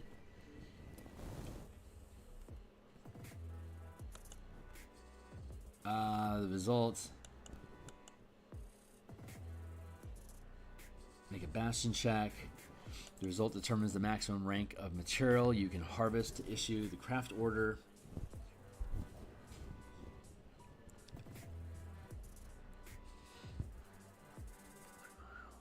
Miles, 100 miles, 1,000 miles.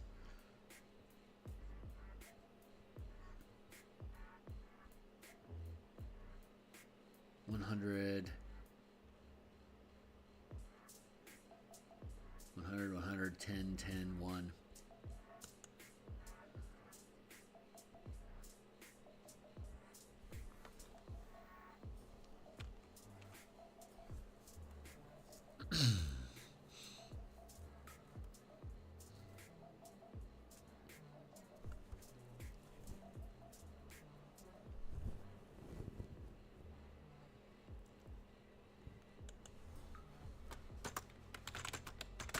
The DM determines if there is enough material in the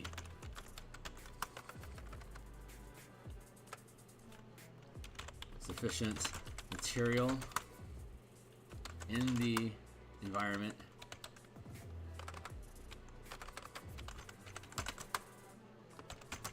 or if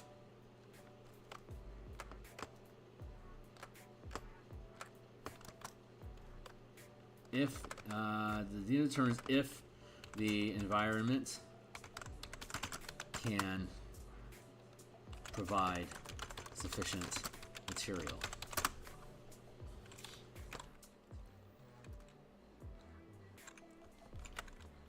Period.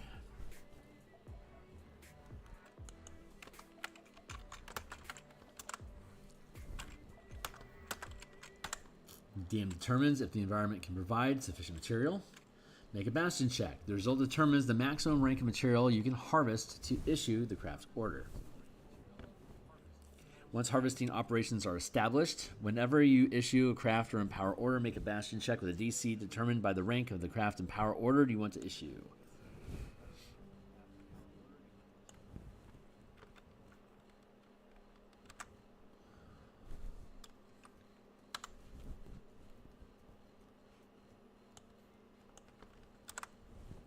If the check succeeds, your Bastion has the material available to issue the craft order immediately.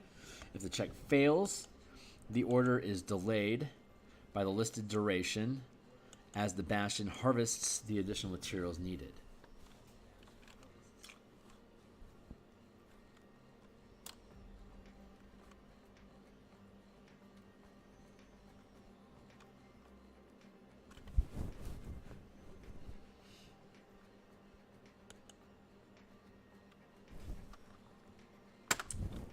If the DM determines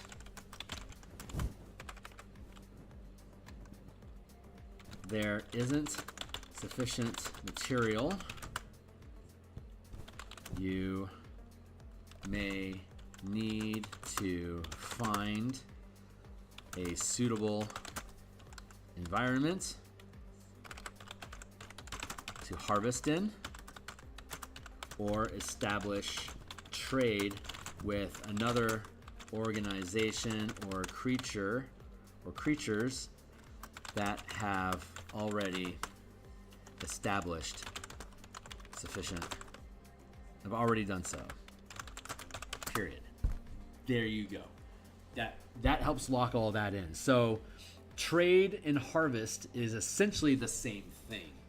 We're defining it differently, but it is a different sense of operation. Trade is movement over distance and agreements and aligned interests, while harvesting is requires a larger surrounding footprint, and maintaining the workforce for yourself, which is subsumed in the lifestyle of the guild's rank that you're performing this harvesting and crafting for. That all already folds together. I think we're okay. I think it's a little more complicated, but it's still good. A little more complicated than I want, but I feel like all these components need to be in place to answer, like the problem with building new, like entire subsystems for 5e is you have to answer all the ancillary questions, as well as like the collateral effects of what it is. Like you want to make a bunch of potions, you're going to need materials. Do you have the materials? Where are you getting them from? So you have to establish yourself. Like you have to put yourself on the map. It's like, am I in a grove area? Do I control the surrounding territory? Yeah, we're going to decide that since I'm harvesting some of that material, like I'm harvesting plant material. That plant material can be anything. So that harvest table and that greenhouse table that we saw above, rather here in the document, this is actually really useful material because this is telling us basically the different things that we can do to harvest to have access to stuff like crafting poisons. A poisoner, that would be needing animal or plant material to be able to brew those poisons. So like that's very useful. But I think we've gotten to a good place today. I'm going to go ahead and stop here now. When we come back, we'll be back on Saturday to continue this. I think we're making some really good strides. The mechanics are still really simple. You don't have to ever grind yourself down into counting coins, unless you're specifically converting resources so that you can count coins. Or if you've counted your coins, you can convert them into resources, so you don't have to worry about them anymore and make all that stuff slide into the background as easy ability checks. But I think we're the harvesting, trade, craft, and empower, those actions were the real challenges that we needed to overcome. And now that we've got a better understanding of the difference between a facility that provides a perk and then having an order that is producing goods or allowing you to take a specific action. So I think we're looking pretty good here. I'm looking forward to picking this up on Saturday. I'm going to be back in about 3.5 hours, around 5 o'clock or so. And that is going to be us diving into Spelljammer Mecha, Spelljammer subclasses, and Mega Kaiju. So stick around. If you think this stuff is cool, like, subscribe, hit the bell icon. I'm looking forward to being back. So I'll see you guys soon. Cheers.